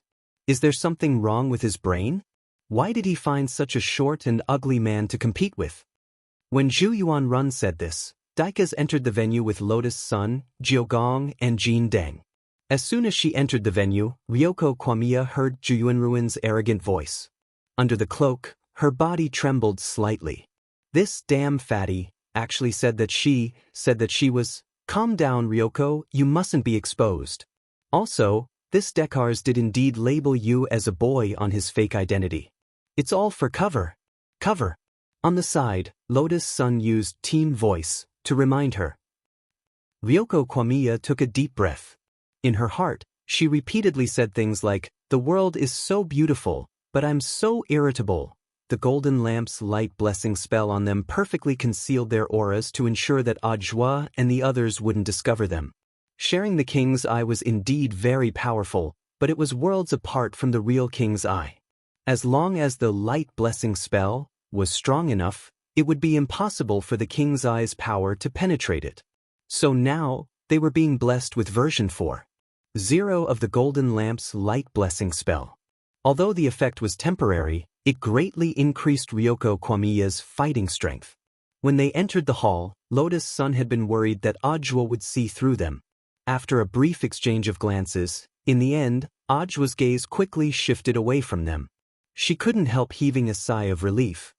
That was close. Look, Rongrong, that person keeps looking at Ajwa. He hasn't even stopped once. Ryoko Kwamiya was utterly exasperated with jealousy. In addition, Zhu Yuanrun had just said that she was a boy, and her anger had already reached a critical point. Dekars was fully in charge of the admission procedures for the dojo challenge, and it took less than 10 minutes for Ryoko Kwamiya to get her pass. When her name appeared on the big screen, everyone's eyes twitched. Kwamiya? Who was this person? A golden core hatchet man, and one that no one had ever heard of. Dekars, you're pushing this kid into a fire pit. Look at how skinny he is, he hasn't even fully developed yet, right? Why did you call a girl who hasn't even fully grown yet? Zhu Yuanrun had a teasing expression on his face. Pushing into a fire pit? What do you know? Dekars completely ignored what Zhu Yuanrun said. He had already seen how powerful Ryoko Kwamiya was, and naturally didn't care what others thought. Although Ryoko Kwamiya's asking price was indeed higher than that of the dead male hatchet man, his ultimate goal was the pass. As long as he could get the pass, everything would be worth it. Kwamiya, are you ready? Let's show them real magic. Dekars folded his arms and smiled confidently. Magic? In a sense, this could indeed be called magic. After the procedures were completed, there were only about 4 hours left. Zhu Yuanrun and his men were mocking them on the surface, but they were actually stalling for time. To challenge 6 people in a row in these 4 hours was simply unrealistic in the eyes of others. But when Ryoko Kwamiya walked into the boxing ring under everyone's gazes, Zhu Yuanrun still sensed that something was wrong. What's wrong, Boss Zhu? A manservant under Zhu Yuanrun came over and asked. When he saw Zhu Yuanrun raise his hand, he knew that the boss had something for him to arrange. Go and call the 5 strongest people that we specially prepared for the dojo challenge. They will be the 5 past masters of this dojo challenge. Is this necessary? I feel that something is wrong. Zhu Yuanrun frowned. He knew Dekars the best. Under normal circumstances, he wouldn't do useless things. Of course, the main reason was that the confidence on his face scared Zhu Yuanrun. About a few minutes later, the first past master that Ryoko Kwamiya would face had come to her. This was a man with 8 mechanical legs. People gave him the nickname Yogurt. The first person is Crab? Zhu Yuanrun sneered. This person looks extremely clumsy, but he is extremely fast, extremely agile, and most importantly, these 2 iron gloves of his, they are the work of that lord. That lord? Although that lord is just a disciple, even if he is a disciple, these iron gloves are enough to be fatal. This is a fist that surpasses the fear of death. I see. It sounds very strong. And look at President Zhu, the man in front of him isn't wearing any gloves. Barehanded? He's courting death. A fist that surpasses the fear of death? Kamiya Ryoko was startled and immediately clenched her fists tightly. Indeed, she wasn't wearing anything, only 2 delicate, meaty fists. But after version 4.0 of the illumination spell, she had nothing to fear at the moment. That damn fat pig, he actually said that this lady is a man. Recalling what Zhu Yuanrun had just said, Ryoko's anger rose to the max again.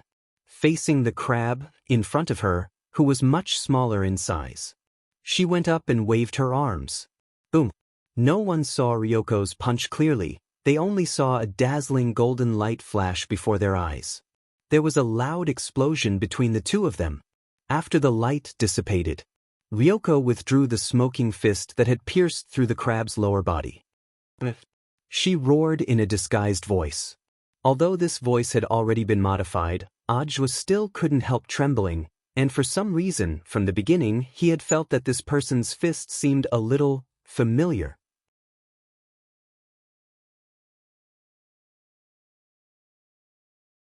Chapter 1650. The Immortal shows the way. Punching the way. At the scene, a commentator cried out in surprise. Everyone was dumbfounded looking at this scene. It was really hard to believe that a fledgling newcomer could actually use the Immortal guides the way to defeat the burly crab. Fortunately, the crab's lower body was almost entirely made up of spare parts. Although it was connected to the pain nerves, it was not fatal. This punch seemed terrifying, but in fact, the crab only needed to replace the spare parts.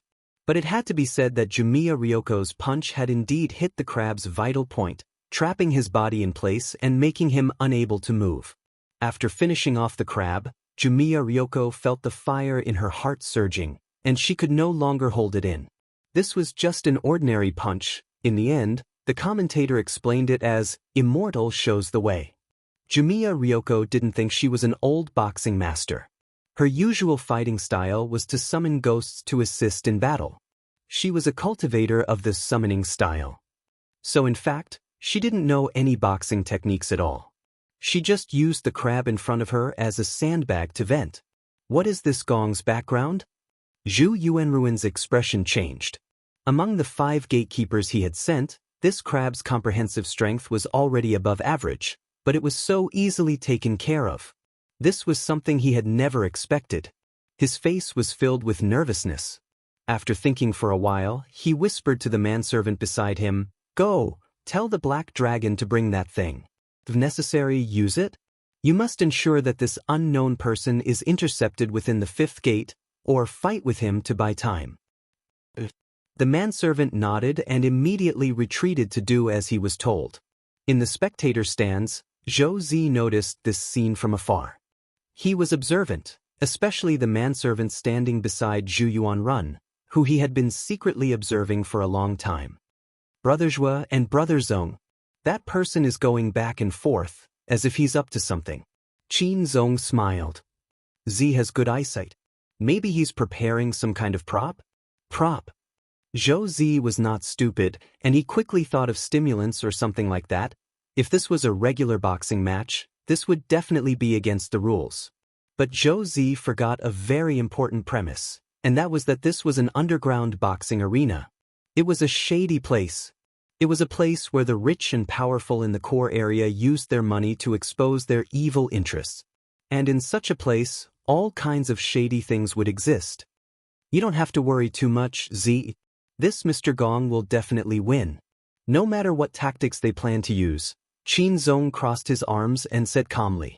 From the moment he chose to bet on Hu Baogua and ended up losing, luck was no longer in the hands of Zhu Yuanrun and Hu Baogua, the 2 big traders. Zhu Yuanrun wanted to earn a stable income, but the appearance of this palace had disrupted his overall plan. He didn't need to think too much to know that his opponent would definitely resort to some dirty tricks in the next few stages.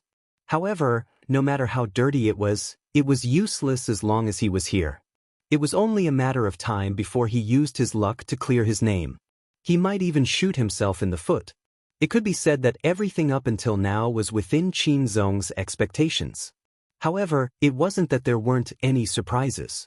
This was because Qin Zong noticed a strange phenomenon from the moment the man called Gong defeated the crab. Zhua, who had been standing next to him the whole time, was still trembling slightly. And for some reason, his complexion didn't look good. "Brother Zhua, are you feeling unwell?" Qin Zong asked. This voice made Zhua, who was deep in thought, shudder again. "No, I'm not feeling unwell," Zhua replied. His gaze was fixed on that incomparably fair little fist in the boxing ring. Although he still couldn't quite believe it, the more he looked at this hand, the more familiar it seemed. After all, he had only used Ryoko's hand a while ago with her permission. That kind of comfortable rhythm was something that couldn't be compared to when he was doing it himself. Zhua remembered. That had been his first time, and also Ryoko's first time. He had never been touched by anyone other than Ryoko, and it was also Ryoko's first time coming into contact with this kind of thing. Thus, this incident had left a deep impression on both of them. At least for Zhua. He had carved every inch of Ryoko's hand into his bones. But if this person really was Ryoko, why had she appeared here to fight in an underground boxing ring? And who were the other 2 people in the cloak? All kinds of questions lingered in Zhua's mind. Given the current situation and his understanding of Ryoko, the first person he thought of who would be able to fool around with her recently and get close to her was Lotus Sunday. As for the remaining person, he was definitely an almighty figure. Gu Xuanji, Crispy Noodles Dao Monarch, Monk Golden Lamp, all of them were possible. At that moment, Zhua's mind was spinning rapidly. If his inference was completely correct, then what was the reason for Ryoko and the others to hide their true identities, since they had already come to this illusory world of nothingness? Why didn't they acknowledge him? Zhua couldn't figure it out no matter how he thought about it, and had a very bad feeling about it. When he raised his head again, he found that Ryoko had already dealt with the 4 gatekeepers. There were still a full 3 hours before the dojo challenge ended. The last person she had to face was Zhu Yuanruin's strongest trump card, Black Dragon. Compared with the others, Black Dragon didn't have much of a showy appearance and looked just like a normal human being. His muscles were well developed but not exaggerated and were just the right type. At the same time, his skin was dark, and even the whites of his eyes were completely black. Apart from the fact that his eyes are a little strange, this person looks very normal, Zhou Zi said at that moment. Hee, little brother, is this your first time watching Black Dragon's match? A spectator sitting next to Zhou Zi in the stands laughed at that moment. He was covered in jewels from head to toe, and his 10 fingers were covered in glittering jewel rings. At first glance, it was obvious that he was a dignitary living in the core area. But from his tone, this person was very friendly, and without waiting for Zhou Zi to ask any questions, he continued, "A true mechanized cultivator is in the bones, not the skin. Take the crab from before, for example. He looks mighty and domineering, but in fact he's very easy to target. But Black Dragon is different. He's that lord's masterpiece." That lord? The founder of this technology city? Audra asked. Qin Zong was also very curious about this, because Zhu Yuanrun had also mentioned this word before. Although the stands were very far away, given Qin Zong and Audra's hearing, it wasn't hard for them to hear. No, just his disciple. But everyone is used to calling his disciple that lord, the rich man said with a smile. You're actually willing to talk to us? Hee, why wouldn't I be? We're on the same side. The rich man shook the bet in his hand. I'm also betting on Hu Baogua to lose. Of course, apart from that, we might have some other connection. Audra frowned slightly. Sir, what do you mean? Leaning on his cane, the rich man smiled leisurely. You should be Mr. Grenade Throwing's people, right?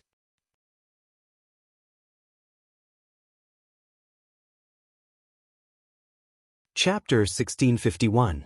Audra carefully sized up this wealthy businessman, who looked very much like the Lord of the Rings and whose 10 fingers glowed with the light of jewels, and couldn't help feeling a little suspicious. There seemed to be something wrong with this person.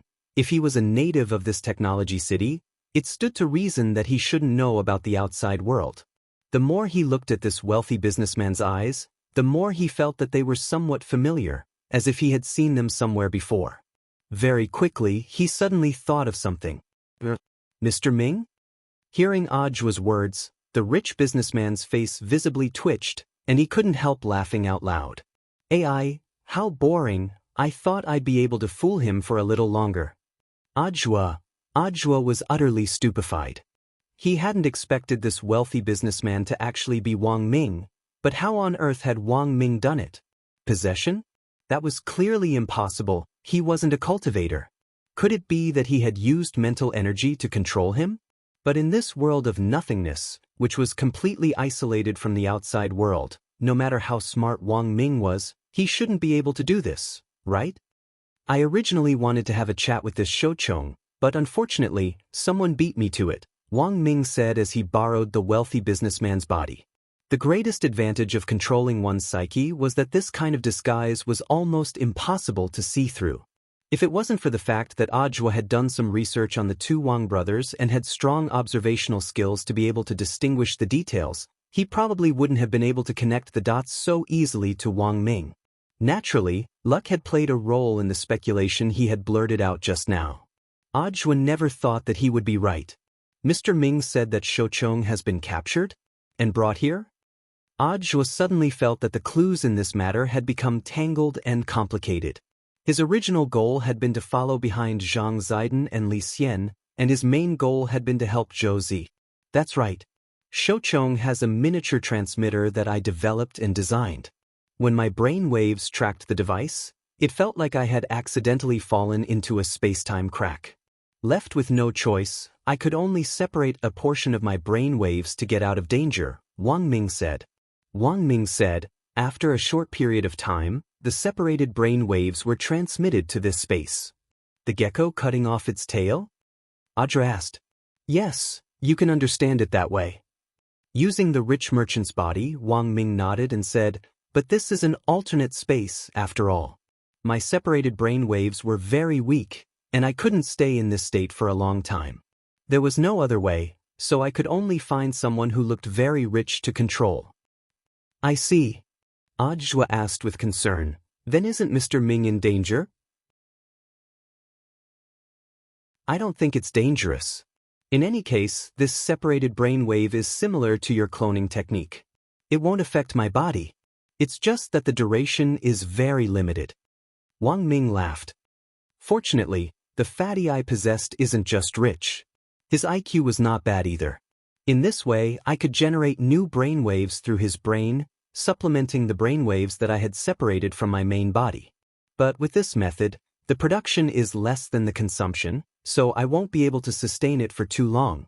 As Zhou Zi listened to Wang Ming's explanation, his mouth dropped open. Although he had no idea what Wang Ming was saying. Even so, he could understand the basic situation. The rich merchant sitting in front of them wasn't communicating with his main body, but had been possessed by some senior whom Ajwa knew. On the other side, Qinzong was also very curious about Wang Ming's appearance. Could an ordinary human who wasn't a cultivator actually develop the human brain to such an extreme level? He marveled in his heart. Once again, he felt that the world was full of extraordinary things. Although he had accidentally fallen into a strange place from his original world, it now looked like he hadn't gained anything at all. Ajwa was full of admiration. As expected of Mr. Ming, only Mr. Ming can do something like this. Wang Ming waved his hand, and at some point he had started to learn to be modest. No need for formalities. I already know who this brother Z is. Why don't you introduce me to this brother with a very pale face? His name is Qinzong, and he seems to be a strange man who fell from another space. After saying that, Ajwa whispered in Wang Ming's ear, Mr. Ming, there's something strange about this person. I feel that his luck is exceptionally good, Qinzong. Wang Ming mulled over the name carefully. Then, as if he had suddenly been struck by something, he shuddered violently. Qinzong, wasn't this the name of a character in the game cultivation emulator which Bai Qiao had designed back then? He had also participated in the development of this game back then, so it was still fresh in his memory. Of course, that wasn't the crux of the matter. The crux of the matter was that he remembered testing it back then. He had once created a character called Qinzong in this game, and his luck value had been set to max. Interesting. Wang Ming couldn't help laughing in his heart. He looked at Qinzong without batting an eyelid. He didn't dare confirm that Qinzong and the character Wang Ling had created in the game were really related. But if this was true, it could also be considered strange news. Thus, Wang Ming took the initiative to stretch out his hand. Hello, Mr. Paper Man, Qinzong. Realizing that he had let the cat out of the bag, Wang Ming stuck out his tongue in an attempt to brush it off. Ah, sorry, I was thinking about something else just now. Hello, Mr. Qinzong, nice to meet you. Qinzong gave him his usual gentle smile. Since your brother Zhu's friend, you're also my friend. Since brother Zhu calls you Mr. Ming, I'll do the same. Of course, Wang Ming said with a smile. But then again, is Mr. Ming aware of your current identity? Of course, said Wang Ming. Because of the brainwave intervention, he had already completely figured out this rich businessman's background. This person is called Jabugui. He runs an auction house in the core area, so he's a reputable person. Sitting upright in a chair in the stands, Wang Ming smiled. Also, thanks to him, I know a lot of other information about the core area. For example, the lord that these bigwigs often talk about. After the boxing match, I can explain everything to you one by one. For now, let's watch the match first. Classmate Ryoko is working very hard. She's going to face this black dragon next. Classmate Ryoko? Hearing this, Zhou Zi was startled at first, and then looked at Wang Ming in astonishment.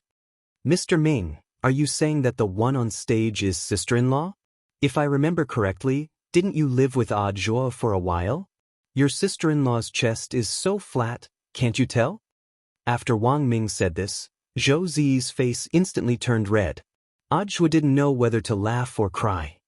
As expected of Mr. Ming, don't worry, I definitely didn't judge her based on her chest. Wang Ming smiled. The truth was that everyone's brainwave signal had its own unique frequency. In order to make it easier to identify acquaintances, Wang Ming had the habit of memorizing the brainwave frequency of anyone he had met before. Only Wang Ming could do this kind of unique identification. Thus, he didn't need to use any fancy tricks at all. He had already recognized Kiyomiya Ryoko the moment she appeared as the cloaked person. So, Mr. Ming also knows about the other two people? Ajwa asked curiously. Of course, Wang Ming said bluntly. One of them is Rong Rong. I can't detect the frequency of the other's brainwaves, but I can tell that it's Senior Golden Lamp. Monks have a pure heart and few desires to begin with. It's really them. Ajwa couldn't say it out loud. But why did Ryoko and the others come here? I clearly told her. Girls in love are paranoid. I guess she's worried that when you're not in her line of sight, you'll flirt with someone else. Wang Ming laughed. Ajwa, really, most likely. Wang Ming spread his hands. At that moment, this was a deep conversation between two men in love among the battle sect members present. Wang Ming said, "You don't know, Factor got so jealous a while ago that she deleted all the videos on my internet drive. They were my treasured collection for many years." That's indeed a little unfortunate. Ajwa smiled bitterly. It's not unfortunate, because they were originally used to confuse her. Don't tell me that people nowadays actually store their treasured videos on an internet cloud drive. Wouldn't it be a huge loss if they deleted them? Wang Ming shrugged and said, like me, it's directly uploaded to my brain, so I can stream it anytime, anywhere.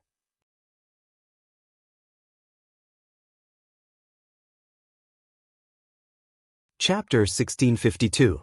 The dojo challenge had only been going on for less than 30 minutes, but Kiyomiya Ryoko had already defeated 4 people in a row and reached the final checkpoint at the speed of light. He had become a huge dark horse that stood out on the scene. The dignitaries and those who had placed bets all roared, and there was a great hubbub of voices. Mia! Too strong. Forever a god. For a moment, the situation was changing rapidly. At first, no one had paid any attention to this thin and weak little man, but they had never expected him to be so concentrated is the essence. He didn't make a move, but when he did, he amazed the world with a single brilliant feat. I'm sorry, but I won't give you another chance. At that moment, the black dragon standing in front of Kiyomiya Ryoko looked like the most ordinary person, but he gave off a vague sense of danger. He stared at Kiyomiya Ryoko, and his black eyes, without the scara, looked especially terrifying. Kiyomiya Ryoko stared at the black dragon with rapt attention. She saw him clench the ground with his toes, and the ground in the arena was scraped by his toes, which then cracked in all directions. Bang! The black dragon's feet shot out of the ground like a vigorous beast. His speed was unbelievably fast, completely incomparable to that of the 4 people he had encountered before. On the edge of the arena, Lotus Sun was sweating inwardly. She was sure that this black dragon had more than just the combat strength of the Golden Core stage. Although the average combat strength of the Guardians of the 5 checkpoints was officially at the Golden Core stage, Lotus Sun could sense this speed and explosive power just by relying on the passive ability of her and Mysterious Seas One with the sword. This black dragon was definitely not at the Golden Core stage. He had to be at the Tao God level at the very least. She had once cut down a Tao God with the multi-core Mysterious Sea Sword, so she knew how strong they were. Although the black dragon had hidden himself very well, she could still sense him. He quickly approached Kiyomiya Ryoko and stretched out his hand. His claw was like a flying dragon emerging from the clouds, making a deafening explosion. The gap in their realms was so great that Kiyomiya Ryoko was so frightened that she couldn't react at all. The next second, the flying dragon searching the clouds' claw formed a fierce astral wind and attacked Kiyomiya Ryoko's chest. Even though Kiyomiya Ryoko knew that she didn't have a chest for others to attack as a girl, she still subconsciously wanted to block it. Too slow. The black dragon's lips curled into a cold smile. He could almost foresee the scene of the astral wind tearing the clothes on Ryoko's chest. This was his bad taste when he fought with others. Almost everyone who knew about the black dragon knew that anyone who fought with the black dragon would have their clothes torn to shreds, regardless of whether they were dead or alive. However, just as the black dragon's fingernails were less than half an inch away from Ryoko's chest, an incredible scene appeared. The black dragon iron claw that was about to hit Ryoko was blocked by a refracted golden light. No matter how hard the black dragon tried, it was unable to shake the golden light. "This is impossible!" The black dragon roared in a low voice, unable to believe what had just happened. He was supremely confident in his strength. After all, he was created by that Lord. All the spare parts in his body were different from the ones sold in this technology city. It was not a part forged from the materials of this world. The black dragon clearly remembered how that Lord had smelted those broken, ancient terracotta warriors into spare parts before finally inserting them into his body. "A new divine weapon," Wang Ming said at that moment, crossing his arms. This was something he had learned from Jia Bugue's memories. The name Black Dragon was just a name the man in front of him used to disguise his true identity in this underground boxing arena. As for its real name, it was called the Neo-Ancient Divine Weapon. New Ancient Divine Weapon? Ajwa immediately reacted. So the Lord who created the Black Dragon also had something to do with the creation of ancient divine weapons? He probably inherited it from the heartless ancestor, Wang Ming said. This Black Dragon is the original new ancient divine weapon. In other words, this Black Dragon is stronger than the ancient divine weapons Shifu encountered earlier, Ajwa murmured in his heart with a frown. He was secretly amazed at the changes in the old and new ancient divine weapons. The original ancient divine weapons were huge. Although they looked very lethal, they were in the end too bloated and looked a little cumbersome when they moved. But this new ancient divine weapon had actually been completely forged into the appearance of a human cultivator. At this thought, Ajwa suddenly realized something, as if with a start. "Have you finally realized it?" At that moment, Wang Ming's expression also started to turn a little grave as he held Boss Jia's body. Could it be that the purpose of the heartless ancestor establishing this technology city is? Ajwa thought of an incredibly dark perspective. "You're thinking the same thing I am?" At that moment, Wang Ming said telepathically through brainwaves, "This person wants to cultivate this technology city into an incubator base for the new ancient divine weapons. But this kind of thing, is it possible? From the memories I've obtained, I can see that he's already dead. Currently, the nobles in the core area had their bodies mechanized to over 89%. Only 20% were human tissue. And these things are essentially foreshadowing."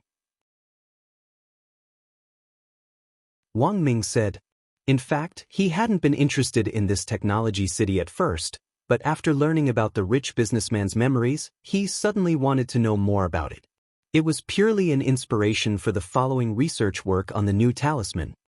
Mr. Ming said that he's laying the groundwork. These people are so mechanized. As long as we go deeper, we'll be able to kill them. As long as they go deeper, maybe they just need a chip to replace their brains. Then, everyone will become a human weapon. This kind of thing, who would voluntarily apply to replace their brains with a chip? Although it sounds a little inconceivable, based on how things are going, that's definitely what's going to happen next. Wang Ming said, human civilization has always been a process of continuous progress. Once the rumor that a chip brain is more reliable than a human brain gets out, in order to enjoy a longer and more luxurious life, there would definitely be people who would choose to do this. Then, a new wave of copycats will begin. Then if there's negative news, there can't be negative news. At that moment, Wang Ming said solemnly, these people have already been implanted with chips, and a simple program can seal their mouths.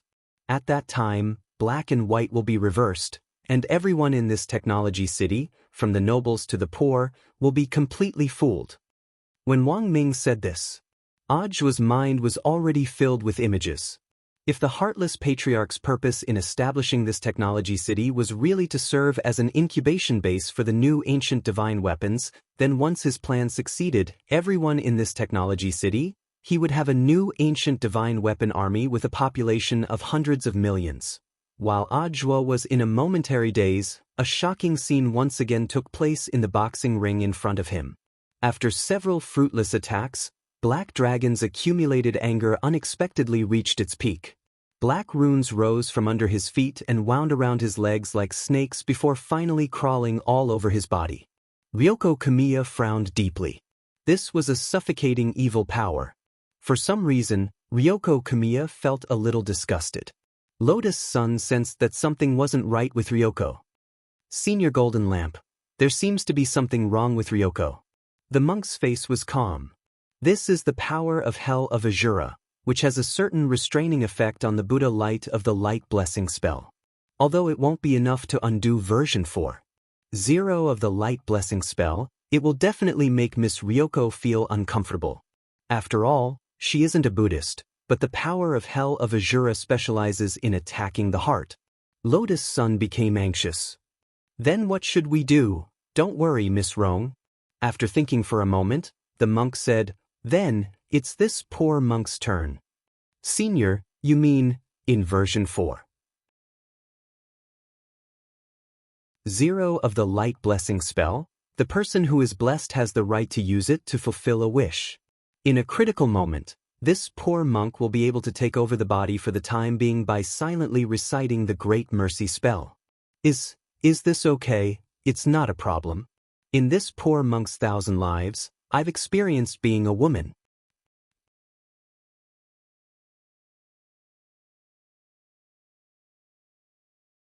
Chapter 1653. After seeing the appearance of the Black Dragon, Jin Deng's eyesight had already seen that the Black Dragon was similar to the ancient divine weapon he had seen before. The incantation of Power of Azura Hell was a kind of demonic magic originating from ancient times. Since the internal parts of the Black Dragon were made of the same material as the ancient divine weapon of ancient times, it was reasonable for the creator to input the magic that would only appear in the ancient times into his memory. It was just that it was a bit beyond Jin Deng's expectation that the first move was a demonic magic. Fortunately, the 4.0 version of the blessing spell on Jumiya Ryoko was powerful enough to not cause any damage to her body. When the black incantation spread up from the soles of her feet like tentacles, Jumiya Ryoko instinctively felt a sense of being bound. This incantation seemed to be able to affect her spiritual will, making her vision gradually blurred. When the monk used the 4.0 blessing spell on her before, he had hinted at the vow repayment mechanism of this spell. Now, Jumiya Ryoko felt that the time was ripe. Vow. I want to vow. At the moment when her consciousness gradually became blurred, Jumiya Ryoko almost said in her heart with a weak spiritual will. As soon as her voice died away, a burst of golden light burst out from under her cloak. The voice of Jin Deng sounded in her mind, Miss Ryoko, don't worry, this poor monk is coming. This poor monk will temporarily control your body with Buddha's will. After a short communication, the golden light emitted from Jumiya Ryoko became more dazzling. Under the blessing of the Buddha's will, there seemed to be boundless Buddha's light flowing out of every pore of Jumiya Ryoko. At the same time, there were Sanskrit characters invisible to ordinary practitioners lingering around Jumiya Ryoko. Almost in this short moment, Jumiya Ryoko's cells were strengthened under the blessing of the Buddha's will. Her spirit was also quickly melted away some illusory and evil forces under the supplement of the Buddha's will. Evil spirit, retreat. Jin Deng burst out the Buddha's voice through Jumiya Ryoko's mouth. Buzz. Bam. A ripple spread out with Jumiya Ryoko as the center. This was the Buddha's purification light, and it was controlled by the Buddha's most sage himself. In the face of this supreme purifying power, the Azura Hell power that the Black Dragon had unleashed was completely powerless, and it was quickly defeated in an unstoppable manner. In essence, the incantation of the power of Hell was something with the power of withering, weakening, and aging. It affected the mind and then affected the cells of the human body. This curse of the devil path was comprehended by the creator of the spell from the daily lives of human cultivators. Nobody would have thought that somebody would seek inspiration from sloth and procrastination, a common disease among modern cultivators. Fortunately, Jin Deng acted in time. With the blessing of the great Buddha Dharma, a powerful purifying Buddha light swept across the entire arena.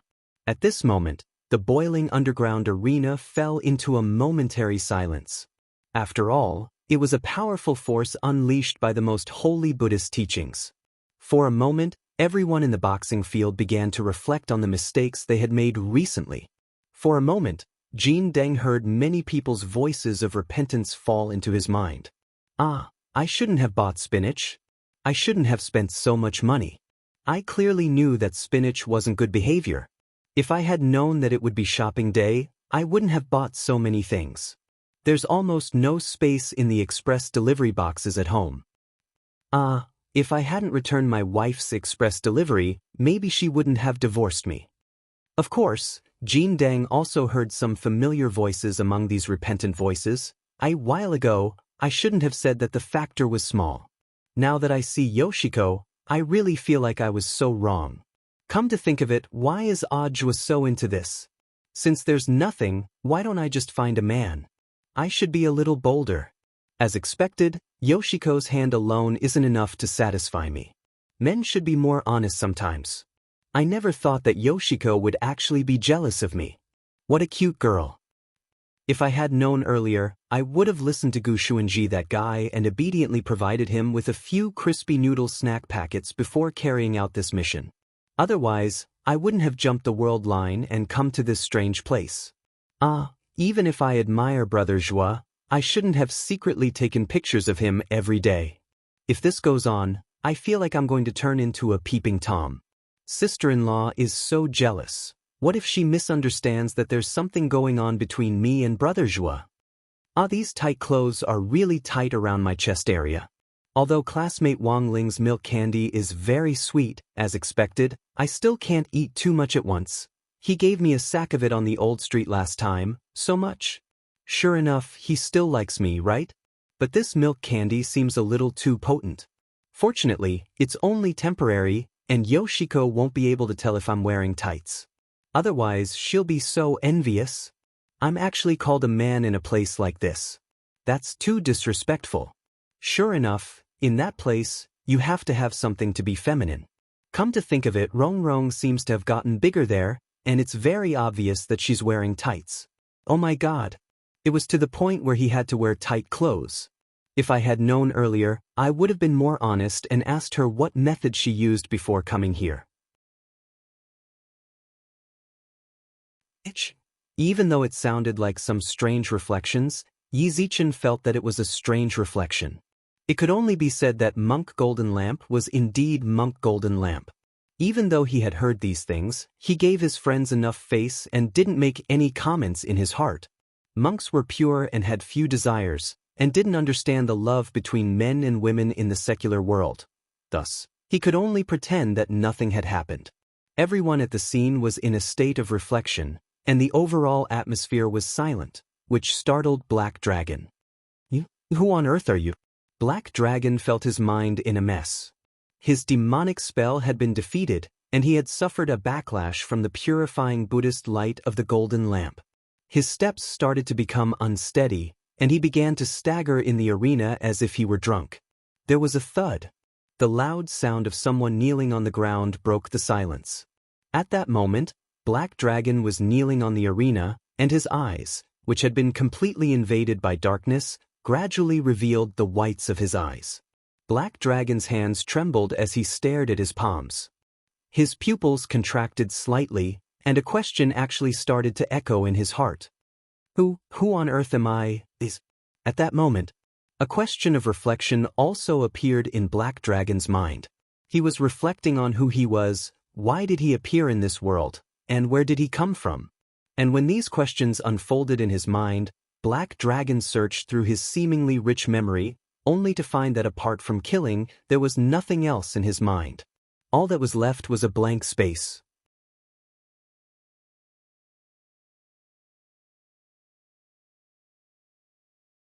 Chapter 1654. When his mind went blank, Black Dragon felt as if a small dot of light had suddenly appeared in the dark world of his heart. It was as if something was awakening in his body, giving him a splitting headache. Almost instantly, the pain of his brain being torn apart made him roll on the ground in pain, roaring incessantly. In the spectator stands, Black Dragon's abnormal reaction caused the silent crowd to boil up again. No one knew what had happened.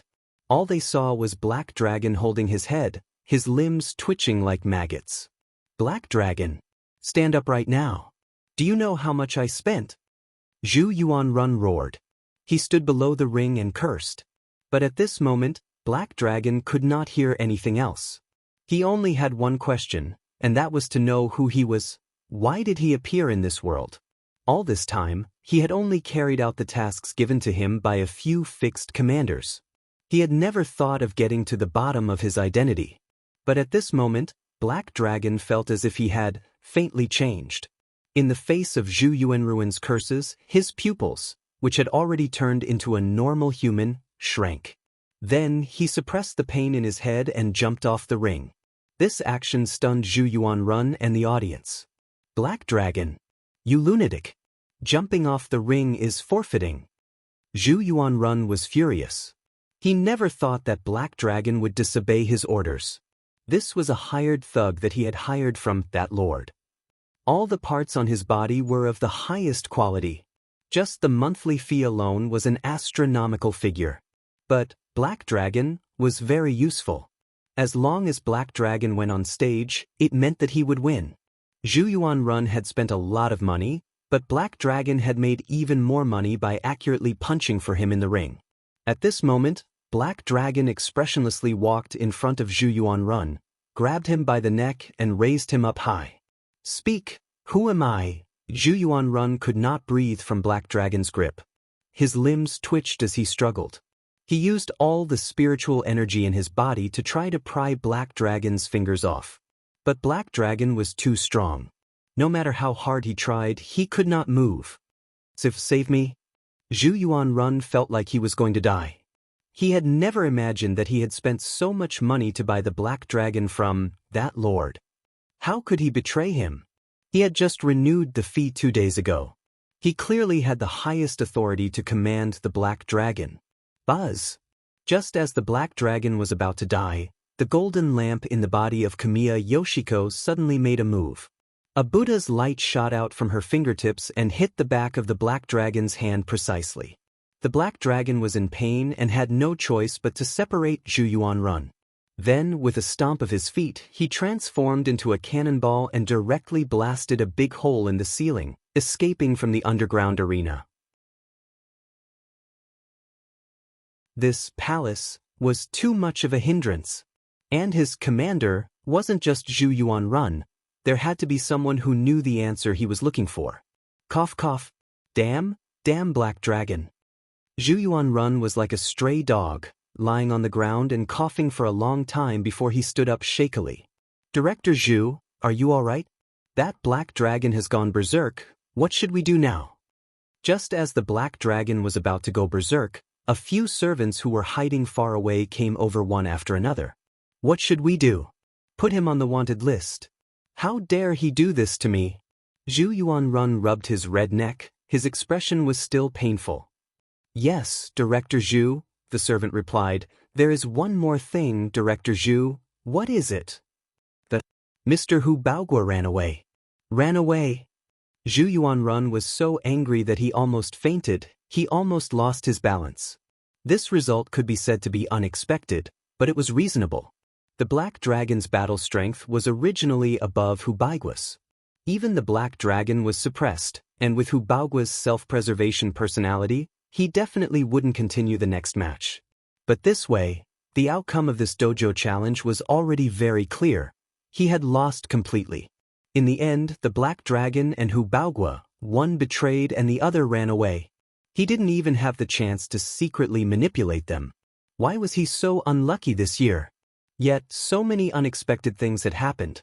This year's batch was really the worst he had ever led. Director Zhu. Then now, announce it. Zhu Yuanrun sat paralyzed on the ground. Although he liked to manipulate the situation behind the scenes and control the situation of the match, at this critical juncture, all paths of escape had been blocked. The only way out for him was to admit defeat. Although he would lose a lot of money, it wasn't like he couldn't afford to lose it all.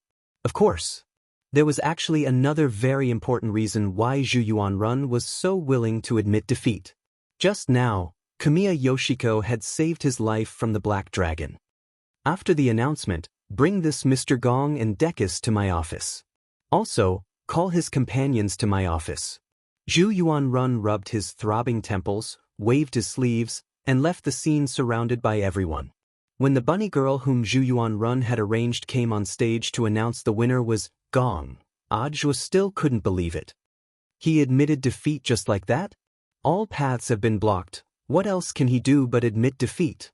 Qinzong laughed. I thought he wouldn't admit defeat, but I didn't expect him to be such a straightforward person.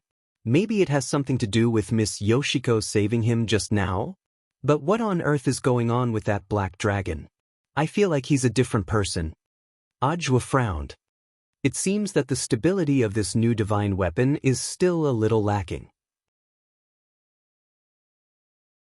That purifying Buddhist light just now made him start to think about life. Wang Ming said, as highly intelligent life forms created by humans, it's theoretically possible for these intelligent life forms to develop self-awareness. Things were becoming more and more interesting to Wang Ming. According to the odds, we can get a total of 60 million yuan, Qinzong said at that moment. I think we should go look for Senior Immortal and the others to make up first. Senior Immortal is also here? Yes, and with Loopy Toad, said Wang Ming. With his brain waves, Wang Ming was already incomparably familiar with sensing the waveforms of these acquaintances. Of course, the most important thing was that apart from grenade-throwing Senior Immortal and Loopy Toad, he seemed to have also sensed a very subtle fluctuation that seemed to be neither right nor wrong. It was a little like Wang Ling, but it wasn't quite like it. This guy. After another simple probe, Wang Ming couldn't help smiling bitterly in his heart. If his guess was right, Wang Ling probably hadn't personally come to this world. Instead, he was peeping, as expected, of Ling Ling. Even though they were separated by a space, they could still peek. Were peeping techniques now so powerful that they could project things across screens? On the other side, Kuya Ryoko and the others were led to Zhu Yuanruin's office. After a short wait, several of Zhu Yuanruin's manservants arrived at the scene with 10 suitcases full of cash. Because this was a shady business, most transactions in the underground boxing arena were in cash. Daikas counted the numbers lightly, and after confirming that there were no mistakes, he nodded with satisfaction.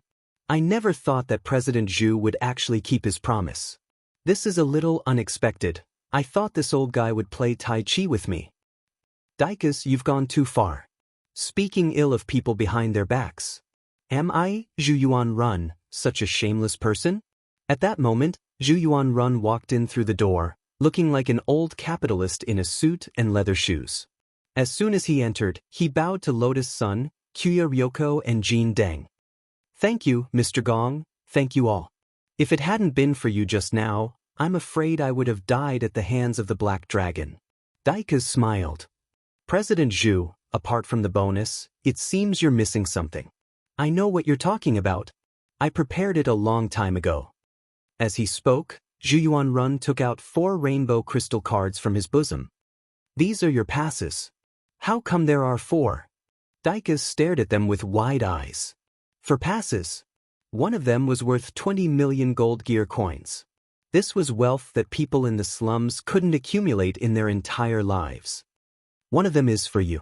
The other 3 are for Mr. Gong and his friends, Zhu Yuanrun said generously. He had acquaintances in the core area, so while these 4 passes had cost him some money, they weren't actually as expensive as their market value suggested. There are conditions, right? Kuya Ryoko asked in a changed voice. Mr. Gong is smart.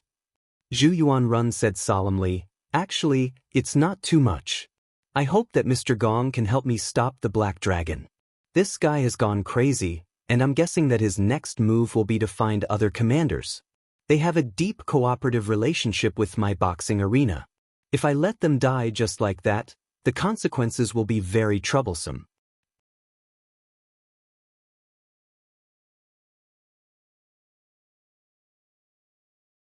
Chapter 1655. Stop Black Dragon. This mission sounded reasonable, but from what Dekars knew of Zhu Yuanrun, he always felt that this old guy wouldn't be so kind for no reason.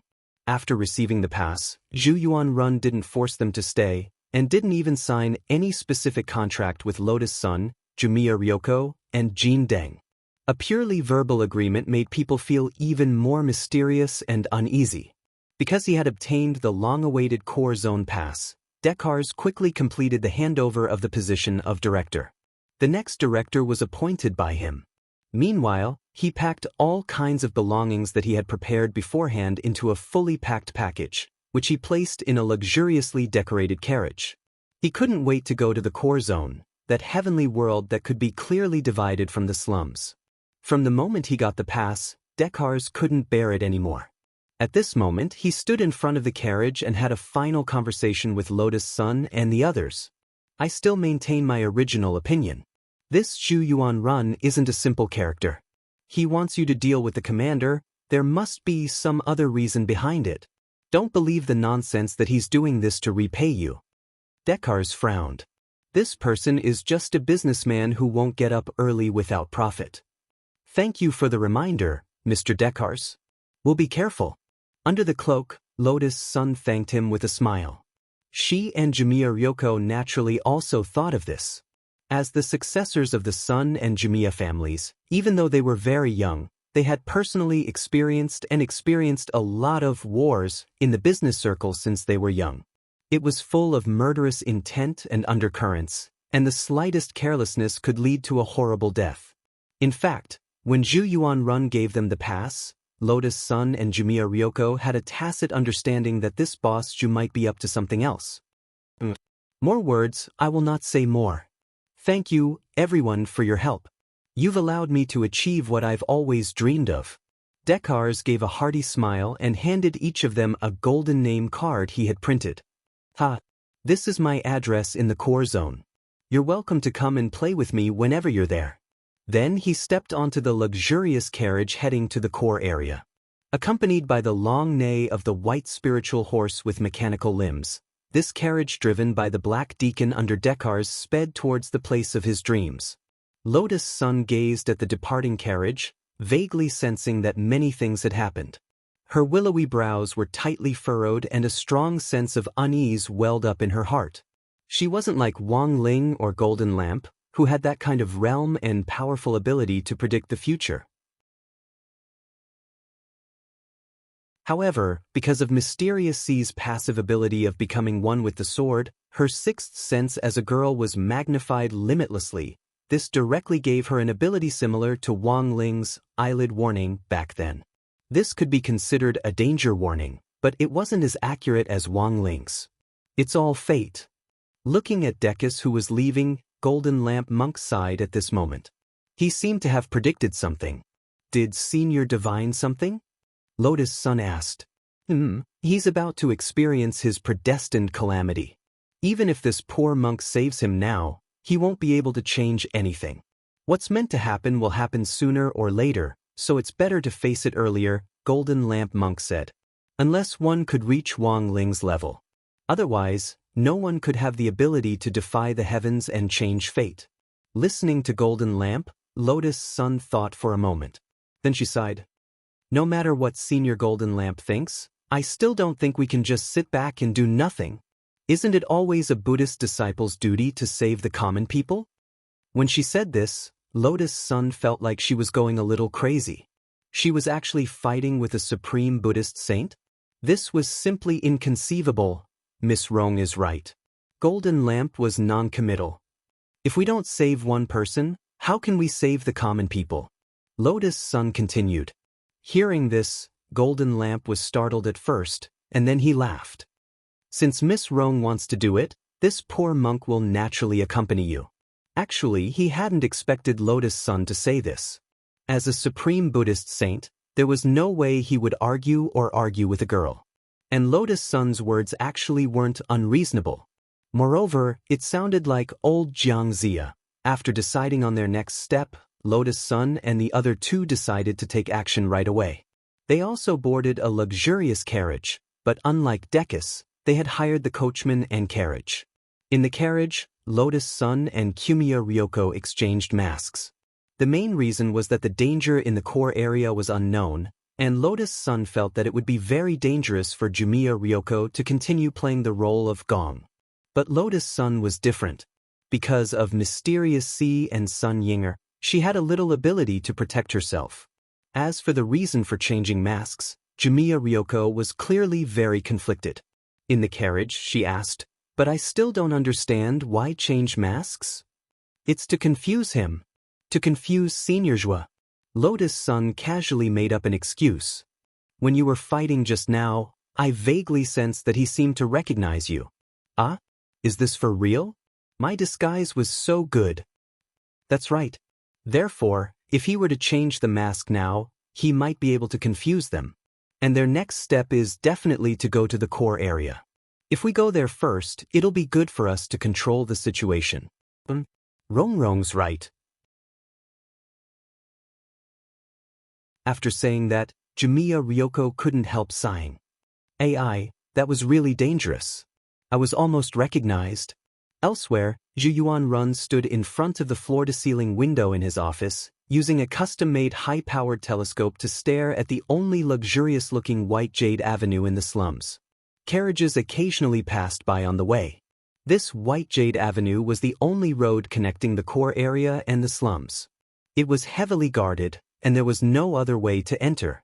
The walls of the core area were 60 meters high, and there was a lightning boundary above them, which wrapped the core area tightly like an egg. The bricks and tiles of the walls were all custom-made, so there was no possibility of smuggling. Director Zhu, Dekis and that Mr. Gong have already set off. After waiting in front of the floor-to-ceiling window for a while, Zhu Yuanrun heard the news from his manservant. "Very good, everything is going according to that lord's plan." Zhu Yuanrun nodded. "That lord?" The manservant was somewhat puzzled. "What else? Do you think I'm so kind as to prepare such expensive passes for them to enter?" Zhu Yuanrun said, "Although I bought these 4 passes through some means. But that lord has reimbursed me all of them. He also compensated me for all the losses caused by the Black Dragon in the casino." "So that's how it is, as expected of Director Zhu. What happened next has nothing to do with me." Zhu Yuanrun spread his hands and said leisurely, "Next, it's time for that lord to perform." "What performance?" "That lord is obsessed with the research of the new mechanized cultivator. The Black Dragon is the hand that created him. That Mr. Gong is too outstanding. He's a great seedling. If he can replace his human brain and use it for his own use, he will become a stronger fighter than the Black Dragon." Zhu Yuanrun grinned and said, "In this way, the perfect mechanized cultivator template that lord has always wanted to design is born. After that, as long as it is put into mass production, everything can be controlled."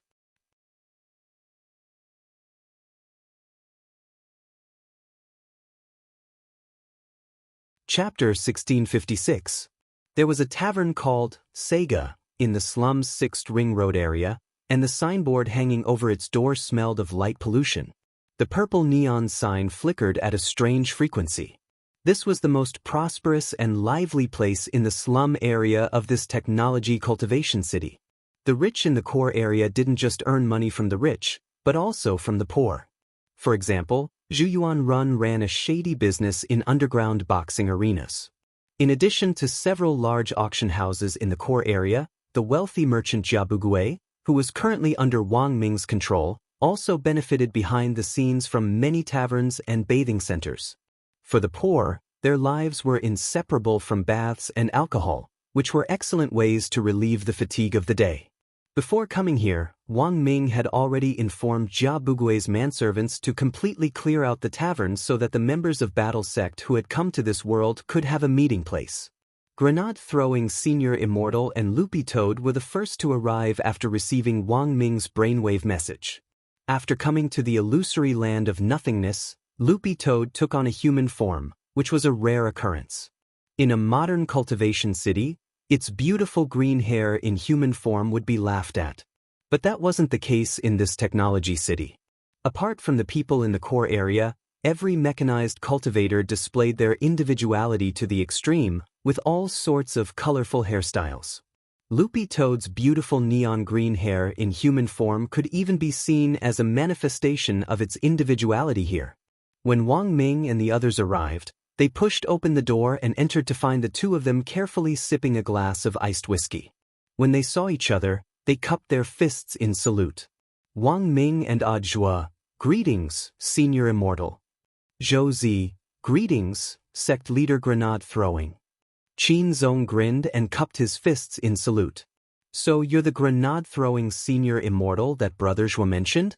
You're younger than I imagined. Brother Wang Ming has already conveyed Brother Qin's matter to me via brainwave. Since we all have the same goal now, once we're done with the illusory land of nothingness, I'll definitely find a way to help Brother Qin return to his original world, grenade-throwing Senior Immortal said confidently. Since True Monarch has said so, of course I believe him unconditionally. Also, I feel that we hit it off very well, as if it's not the first time we've met. Qin Zong said with a smile, it's not that urgent to go back, because I find this place quite interesting. Hearing Qin Zong's response, grenade-throwing Senior Immortal breathed a sigh of relief for the time being. In fact, he roughly knew Qin Zong's identity. However, because he had reached an agreement with a certain someone, he didn't say it out loud. Everyone, take a seat. We're all brothers, so there's no need to stand on ceremony. Grenade-throwing Senior Immortal raised his hand and motioned for everyone to sit down. As always, he was amiable and didn't have the slightest air of a sect leader. Seeing grenade-throwing Senior Immortal's attitude, Audiobook also vaguely sensed something. He somehow felt that grenade-throwing Senior Immortal seemed to know Qin Zong. Moreover, he knew the background of this lucky person. After a few seconds of silence in the tavern, grenade-throwing Senior Immortal said, actually, to tell you the truth, back when my title of Great Death-Courting Senior had just started to gain popularity, I didn't know what to do. Then, he noticed that there was such a mysterious barrier in the Arctic Circle. It was just that my realm at the time wasn't high enough to explore this place. Senior Immortal already knew? Audiobook was a little surprised by this answer. That's right. Grenade-throwing Senior Immortal nodded. At that time, I sensed that this was a big game of chess. It was just that given my limited strength, I was afraid I wouldn't have been able to intervene. But the existence of this mysterious country in the Arctic Circle in a special barrier that no one in the world knows about, this has always been a hidden danger. And most importantly, the founder of this mysterious country didn't make any unnecessary movements. In order not to alert the enemy, I had to keep this matter a secret. I just didn't expect that Shouchong to actually have a special connection to the founder of this mysterious country. Since Senior Immortal already knows that this place is a hidden danger, given your personality, have you already planted spies to monitor and set up a trap?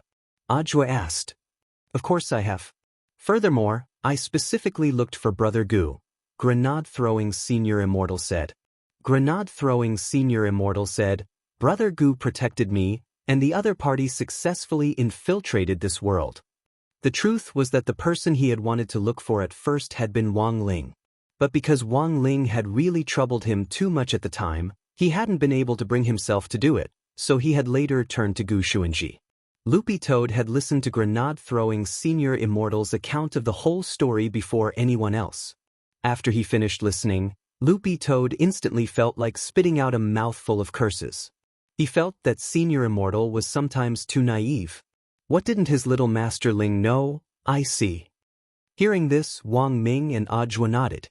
After all, Gu Xuanji was a keeper of order and an official sent by the heavenly Tao to correct the order of the universe. It wasn't strange for him to know about this. It was just that they were now curious about who on earth this person Gu Xuanji had vouched for was. So who is Senior Gu vouching for? Audiobook asked curiously. As he spoke, he noticed that Qin Zong's expression was a little unusual. For some reason, he seemed to be a little sensitive to the words, Senior Gu. This person's background is a little special, and perhaps none of you have heard of him. He started his business by recycling waste. The waste recycling station that you and Brother Zhuo appeared at earlier was actually something that he managed after sneaking in. Grenade-throwing Senior Immortal smiled. Legend has it that this senior rose to prominence in a wasteland cultivation world to begin with. But before you came here, this senior's real body had already left. Real body? What do you mean, Senior Immortal? After all, I entrusted him to keep an eye on this place for a while. Although I promised him a lot of benefits, I still had to let him go home to take a look. Grenade-throwing Senior Immortal explained. So before I came here, I personally looked for Brother Ling and entrusted Venerable Nuan with leaving behind the Senior's shadow. There's actually this kind of operation. Aj was sucked in a cold breath of air. But isn't the personality of a shadow the complete opposite of the original body? You can't say it's the complete opposite, Grenade-throwing Senior Immortal said. A shadow is just an expression of what most people feel in their hearts. If a person's inner and outer appearance are similar, the shadow they create actually won't be much different. You can just treat it as the original body. This senior's shadow is very obedient and will do its best to play the role of the original body. Saying this, Grenade-throwing Senior Immortal clapped his hands. A few seconds later, a person slowly strolled out of the small tavern's back kitchen. When this person pulled open the back kitchen's curtain, everyone finally got a clear look at his face. He was a handsome and delicate youngster who actually looked about the same age as Wang Ling, but the resolute expression on his face made him look a little mature. He was wearing one-piece overalls and was carrying a long black cloth bag that looked a little like a cello case. Senior Immortal, is this senior a musician? Zhou Zi raised his hand obediently. A musician? My sister is, but I'm not. The newcomer smiled modestly. With a flip of his hand, he unloaded the big black bag from his back and put it on the ground, then patted it lightly. This is my spirit sword. Spirit sword? Saying this, the youngster unbuckled the black bag and unzipped it. If it wasn't for a spell like the X-ray spell, almost no one would have guessed that inside this bag, which looked like a large musical instrument, was actually a fiery red high-powered sniper rifle. Hello, everyone. Allow me to introduce my 9-yang divine sword, the youngster said with a smile. Then Senior's name is? Audra asked. Me. He quickly put away his playful expression and his eyes flashed. My name is Xiangyi. For some reason, after the newcomer gave his name Zhou Zi, and even Grenade-throwing Senior Immortal, these people who had originally lived in this local modern cultivation world suddenly felt as if time and space were intertwining.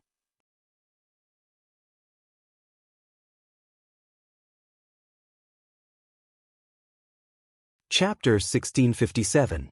In the illusionary land, in the core area of the technology city, a splendid castle was shrouded in darkness.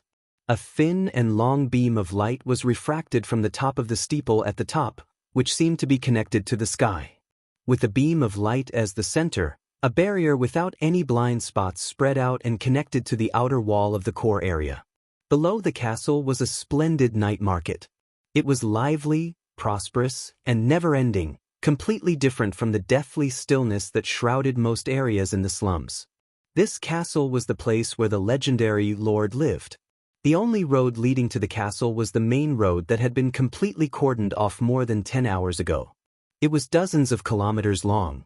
Mechanized cultivator guards were stationed every 10 meters, and countless tiny reconnaissance drones the size of fireflies were hovering in the sky. They were moving around the castle in a regular pattern, monitoring all unusual movements around the castle.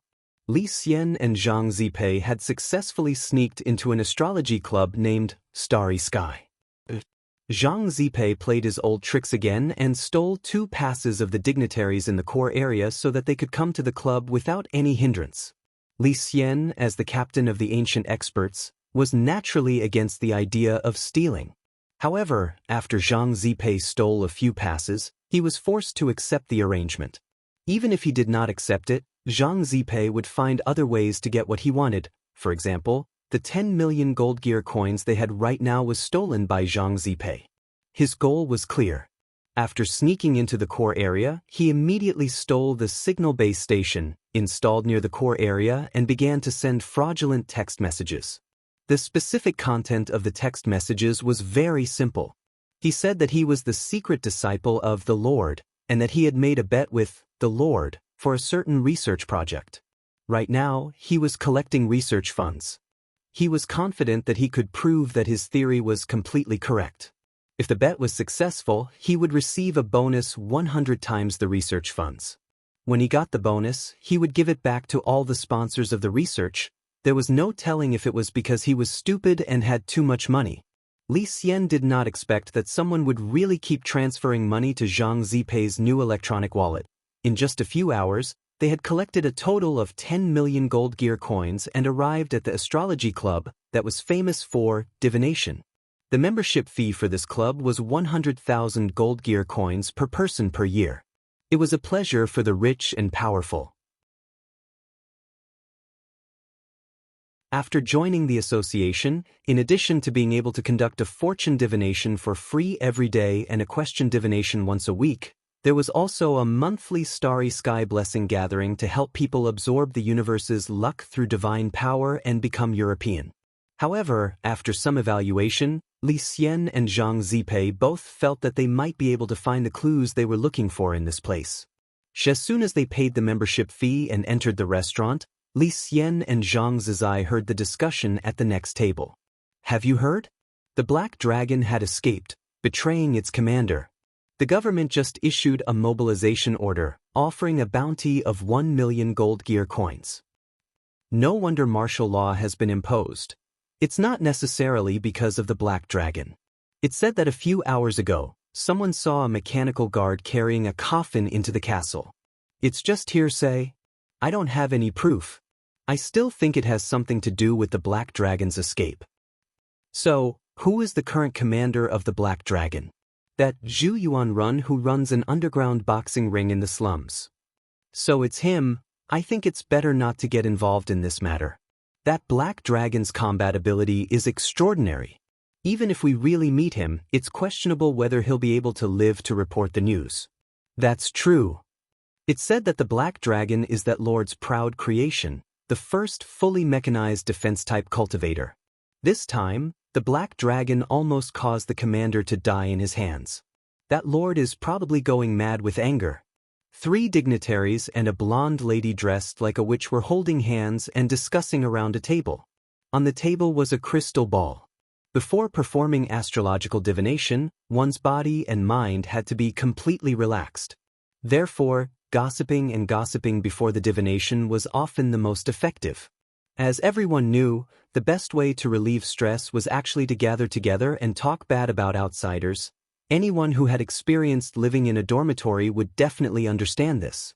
The most outrageous example was when there were 4 people in a dormitory.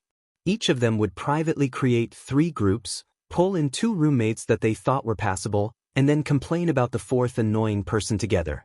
It was so real that it was frightening. Originally, they were talking about the Black Dragon. As they chatted, the topic suddenly changed to that lord, and the witch in charge of divination immediately spoke up to control the situation. This was not something they could discuss. That lord could foresee things like a god, monitoring everything, and could hear anything. Regarding this point, the witch was very clear in her heart. She had also heard of a rumor that the light beam refracted from the castle's spire was also known as Thinker. Its role was not only as a barrier. At the same time, it could also play a monitoring role. Although this was only a rumor, in order to avoid trouble, she still smiled and advised with a gentle voice. Gentlemen, do not discuss national affairs, to avoid bringing trouble upon yourselves. The 3 dignitaries nodded. Madam Melissa is right, it was our slip of the tongue. No matter. Then, the astrological divination will officially begin. This person called Melissa spoke quietly, and then began the following instructions. Everyone, please listen to my instructions. First, slowly close your eyes, completely empty your mind and mind, imagine the starry sky in your mind. Then, in your mind, ask the questions you want to ask. Her mouth muttered. After a few seconds of silence, the crystal ball on the table began to flicker with a faint starlight. Unexpectedly, not a swindler? Li Xian observed from the side for a long time. He thought that this kind of club was a place to cheat the rich, but he did not expect that the witch, in front of him, actually knew a bit. However, she definitely did not know as much as him. In the ancient times, he was a famous star traveler. Manipulating the stars, controlling the stars, attracting the star calamity. All the starry sky spells could be said to be omnipotent. Of course, this also included this astrology. After approximately 3 minutes, this woman called Melissa gently released her hand. The Star Lord has already understood your request and has given an answer. Then, a girl wearing a maid uniform took out a quill from the side. Melissa quickly wrote down the questions and answers of the 3 people on 3 pieces of paper and handed them to the 3 people. At this time, Li Xian saw Zhang Zizai walking forward. With a sneaky appearance, he immediately knew that this guy's itchy hands had acted up again. "Brother Zizai, what are you doing?" "Nothing much, just taking a look." Zhang Zizai transmitted his voice.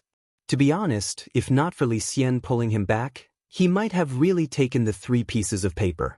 But now it was fine not to take them. Because his eyes were sharp, he had already seen what was written on the paper.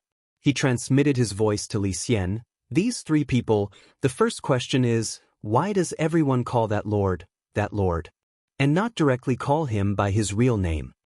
Li Xian, "Why?" Zhang Zizai, "Because that person's surname is that, and his first name is a taste. After getting used to calling him, it became that Lord." Li Xian, Zhang Zizai, "The second question is, if one day the technology city is destroyed, what is the reason?" Hearing this, Li Xian could not help but draw back the corner of his mouth. "This question is interesting." Zhang Zizai, this woman called Melissa replied, "If the world is destroyed, the most likely reason is that someone tripped and caused a big explosion." Tripped and fell?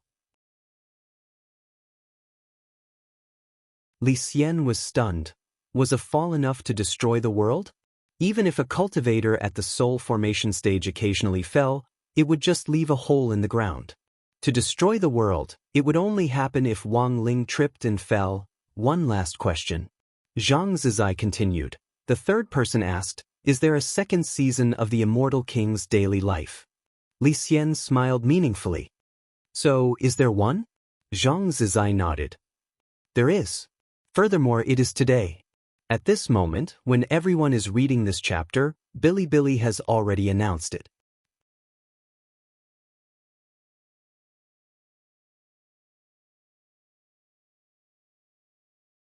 Chapter 1658. Melissa's calculations were more accurate than Li Xian had imagined. To be honest, he hadn't been expecting this result. She wasn't a swindler, and in Li Xian's opinion, the accuracy of the astrological divination was just barely passable. The only pity was that there was too little information. Accuracy was one thing, but as an outstanding astrological divination practitioner, the most important thing was to be able to sort out their own clues from the starry sky and accurately say as much as possible about what they saw. Although Melissa's accuracy was high, it also meant that she might have seen very little information.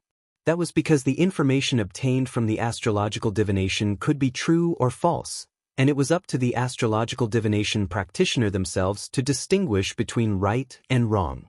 When it came to uncertain information, astrological divination practitioners would generally choose to keep their mouths shut and only say what they were certain about. In this way, they would appear very high and mighty. For example, is there a second season of the Immortal King's daily life? Melissa only saw that there was. Li Xian also saw other information from the astrological divination.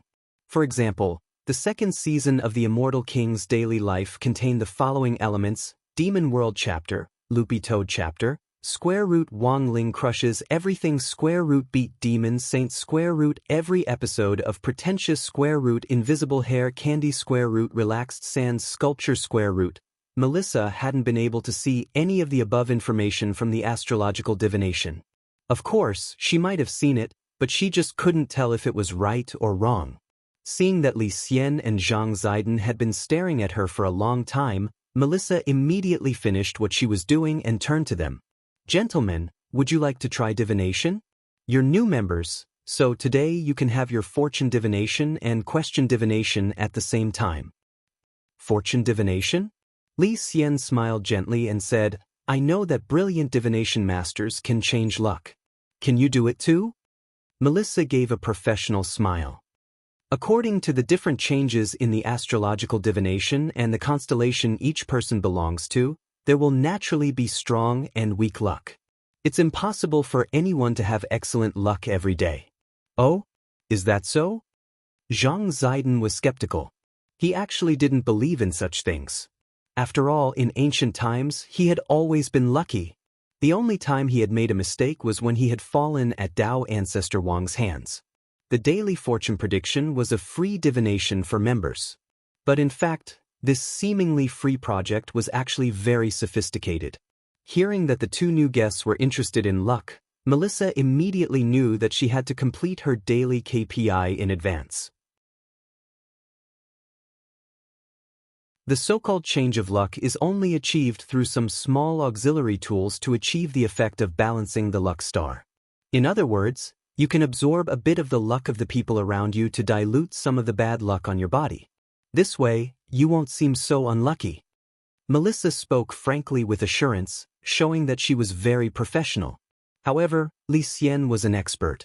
This was showing off in front of an expert. The Star of Fate was indeed a special celestial body that could affect one's fate. Moreover, it was indeed possible to use some special astrological tools to guide the luck of the person who received the most blessing to the person who needed to change their luck. However, such a method could only be achieved by an extremely high level of skill. Of course, Li Xian could do it. But Melissa? He guessed that with this lady's ability, she would not be able to do such a thing. However, the situation had not been clarified, and Li Xian could not directly accuse Melissa of swindling her. Thus, he used a probing tone to ask, "Then, Lady Melissa, in this astrology club, are there any astrologers stronger than you?" "No, I'm ranked first." Melissa shook her head. Li Xian and Zhang Zipei. "All right, a swindler." But regarding the astrology divination, Li Xian was actually very interested. After all, their goal was not to divine astrology, luck, or fortune. They wanted to obtain some specific information. Of course, Li Xian could also use astrology to deduce information. However, to do so through astrology, the crystal ball used for divination was of very high quality. The club's crystal ball was too inferior and might affect the results of the divination. Of course, the most important thing was, the opponent was an ancient rank expert and would definitely be prepared in this aspect. It would not be good if they alerted the enemy. Thus, obtaining information from a human was currently the best outcome. "All right, Lady Melissa, we need to conduct the divination." At this time, Li Xian said, "Welcome. Then, can the two of you please follow me? The fortune divination is in another room." Melissa bowed, then led the two of them to a room specially used for astrology divination. In order to prevent the luck from affecting the surrounding people, the divination needed to be done individually. Li Xian and Zhang Zipei communicated with their eyes, and finally, Li Xian took the lead to enter the velvet-carpeted room. After the door was closed, Melissa put on a special purple crystal gauze dress, wrapping her body tightly from head to toe. This was to prevent the astrologers in charge of the divination from affecting the fortune of the examinee. "Sit, Mr. Li." Then Melissa and Li Xian sat down, facing each other. Different from the crystal ball used for the weekly question and answer, the crystal ball used to test one's fortune was pure black, as deep as a black hole. Li Xian feigned ignorance and asked, "Then, Lady Melissa, what do I need to do?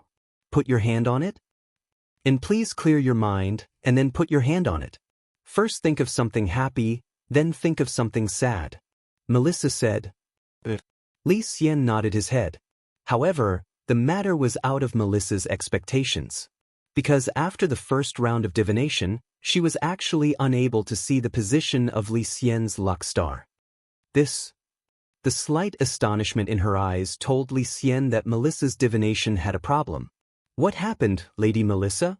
Li Xian laughed. Melissa closed her eyes, not admitting defeat, and used all her strength to calculate. Then in the next second, she suddenly stood up. This is impossible. Why is your luck so good? I've never seen anyone with a fate star that's full." Because using the luck star to determine one's fortune is not accurate. Li Xian laughed calmly. "With Lady Melissa's knowledge, since you know about the luck star, then you should also know about the existence of the fate constellation, right?" Fate constellation? The so-called fate, only with fate can there be luck. Cultivators who have studied astrology can use it to light up their own fate constellation. From there, they can achieve the goal of eternal luck. Senior, who exactly are you? Melissa was shocked. Do you want to learn? I can teach you. Li Xian touched the black crystal ball and laughed. But the condition is that you have to give me something to exchange for it. When Melissa heard this, she immediately pondered for a long time, as if she was going through an intense struggle in her mind. After a few minutes, Li Xian asked, How is it, have you thought it through?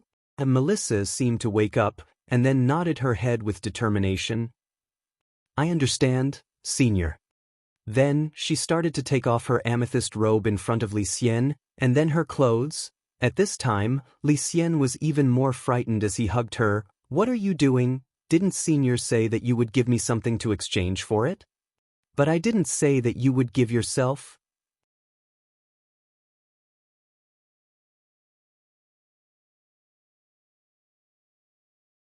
Chapter 1659. Li Xian rejoiced. Among the many ancient powerhouses, he was still considered a gentleman. He would not take advantage of others when they were in a precarious situation. But if it was Zhang Zipei who entered the house, it would be different.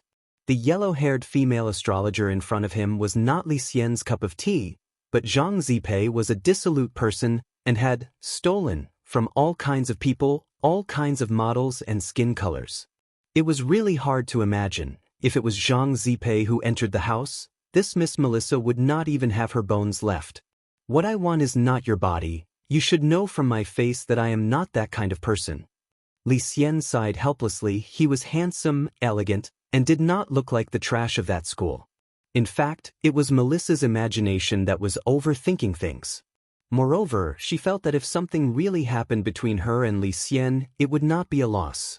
After a moment of silence and awkwardness, Melissa once again wore the clothes she took off, and then sat in front of the divination table. After calming down, she asked indifferently, Then, what does Senior want? At this time, the two of them had a tacit understanding, and acted as if nothing had happened. It's very simple, you want me to teach you my craft. Then I will exchange some information that I am interested in. Li Xian stated his conditions. Senior's astrology is so strong, there is still information that you do not know? Melissa revealed an inconceivable expression. Astrology is not omnipotent. Even if it is me, when facing an opponent who is prepared in this aspect, there is still a chance of making a mistake. So, it is better to directly ask someone who has the information. Li Xian sighed and said frankly. He knew that Melissa actually had her own concerns, and directly grabbed her hand and placed it on the black crystal ball in front of him, and started a very simple astrology calculation. Then he opened his mouth and said, Miss Melissa, your mother's body does not seem to be very good. So, you are currently very short of money. This astrology club is opened by your boyfriend, but your boyfriend is a scum, flirting everywhere, so you already have no feelings for him. The reason why you are here to swindle customers to buy transportation products is mainly to treat your mother's cervical spondylosis? Hearing this, Melissa revealed an inconceivable expression. It was the first time she had met Li Xian. It was impossible for anyone to know so much about her. Moreover, Melissa had never mentioned her mother's illness to anyone. At this moment, when she heard Li Xian's words, she couldn't hide the shock on her face. Senior, perhaps this is a little offensive to Lady Melissa, but these are the things I just saw. However, there were some other private matters involved, and if he said too much, it might cause Lady Melissa to feel pain. Let's not talk about it. Li Xian waved his hand and frowned as if he was thinking. He said indifferently, Lady Melissa's mother's illness. I know of a set of primal chaos divine arts that can cure it. Hunyuan cultivation method? Senior Li, can you use the Hunyuan technique to treat my mother's cervical spondylosis? Of course. This set of cultivation technique was very simple and did not have many realm restrictions. And if he only taught the part of massage therapy, you can learn it yourself. Li Xian said. He crossed his fingers and held his chin. I can teach you how to treat your mother's illness, and I can also teach you some new astrological methods. As long as he grasped the core skills of astrology, In this place? You can completely get rid of your philandering boyfriend. Isn't it popular now for independent women to do it? Wang. Melissa felt her heart beating fiercely. Li Xian's words? Directly attacking the soul? She had to say it? It gave her a strong feeling of heartbeat. She had done all of this for so many years? In the end? The simplest reason? It was nothing more than to protect her family. After careful consideration, Melissa raised her head with tears in her eyes. Then, Senior, what do you want me to do? Li Xian calmly smiled. I want to inquire about that, Lord. Melissa was not stupid. She had seen Li Xian's methods. In her heart, she had already guessed Li Xian's intentions. She did not say anything. She just turned around and opened a secret compartment. She pressed a button. Instant time? In this fortune divination room, the walls on all four sides were like fish scales that flipped over in an instant, and almost every compartment was embedded with a different colored crystal. After doing all of this, Melissa nervously said, Senior, I have arranged this room for a long time. I do not know if it will be useful, but it is the best way to stop the explorers. But time is limited. Once the energy of the crystal is used up, it will not work. Explorers? This is what that Lord uses to monitor the situation. It is also known as the Will Guard. Melissa said, all of our wills are monitored by that Lord. Senior should have seen the light beam above the castle, right? Unless there is a way to block those light beams. Just as she finished speaking, the energy of the crystal in the room had already been used up. From start to finish, it did not even last for a minute. At this time, Li Xian had completely understood. Melissa did not dare to say anything. She did not even dare to think about the matter regarding that Lord. The operation of the Will Guard was a huge deterrent to all the mechanized cultivators in the technology city. However, people like Li Xian and Zhang Zipei who had snuck in from the outside would not be threatened like this. As long as we block the light beam above the castle, it will be fine. At that moment, Li Xian muttered in his heart, and then sent a telepathic message to Zhang Zipei outside. What do you think, Brother Zipei? It's just stealing light, I'll give it a try. Zhang Zipei received Li Xian's request. Without another word, he disappeared from the divination club like a ghost. At the same time, in Sega Tavern in the slums, a group of people from Battle Sect was also discussing a plan to get rid of this illusory land of nothingness. After hearing about the Will Guards, everyone in the Battle Sect became interested. Will Guard, is it? Wang Ming raised his eyebrows in Jia Bugui's body and said, this method of monitoring has been a rumor in the core area for a long time. That's right. I only confirmed it after lurking here for a long time. But this Will Guard has no effect on outsiders like us who have snuck in here.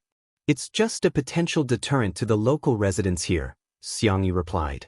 Then, everyone turned to look at Wang Ming. Wang Ming felt a little creeped out by the stares. You don't have to look at me like that. I'm not a spy. Although I'm currently controlling Jia Bugui's body, the Will Guard can't pick up my brainwave signal, so it's still Jia Bugui's signal that the other party is picking up. Right now, Jia Bugui looks like he's sleeping, so it won't arouse any suspicion. Then, does Mr. Wang Ming have a way to connect to Jia Bugui's will? At that moment, Qin Zong and Xiang Yi asked almost in unison, their thoughts coinciding. They looked at each other and smiled. Wang Ming immediately understood what the two of them meant. If he could manipulate Jia Bugui's brainwaves and release a false signal, it would be a perfect cover for their next move. But it wasn't like there weren't technical problems with this operation. Once Wang Ming's brainwaves interfered with Jia Bugui's, the two brainwaves would merge into one, and there was a risk of exposure if they weren't careful. I'll try. At that moment, Wang Ming slowly closed his eyes. He hypnotized himself countless times in his heart as he muttered, I'm Jia Bugui. I'm Jia Bugui. I'm Jia Bugui. Brother Zhua, what is Mr. Ming doing? Zhou Zi was puzzled. Odd Zhua replied indifferently, don't you understand? He's trying to hypnotize his own brainwaves to ensure that there are no other risks after he intervenes. The truth was that when Wang Ming began to operate, it wasn't just Odd Zhua, even grenade-throwing Senior Immortal, Loopy Toad, Qin Zong and Xiang Yi were deeply shaken. This was clearly just an ordinary person, but an ordinary person with no spirit energy at all was actually able to develop his brain to this extent. It was simply terrifying. A lie repeated 1,000 times was the truth. If you wanted to deceive others, you had to first deceive yourself. You're tuning in to the Dreamy Chapters YouTube channel. We're so grateful for your support, and don't forget to subscribe to join us on this incredible journey through captivating stories.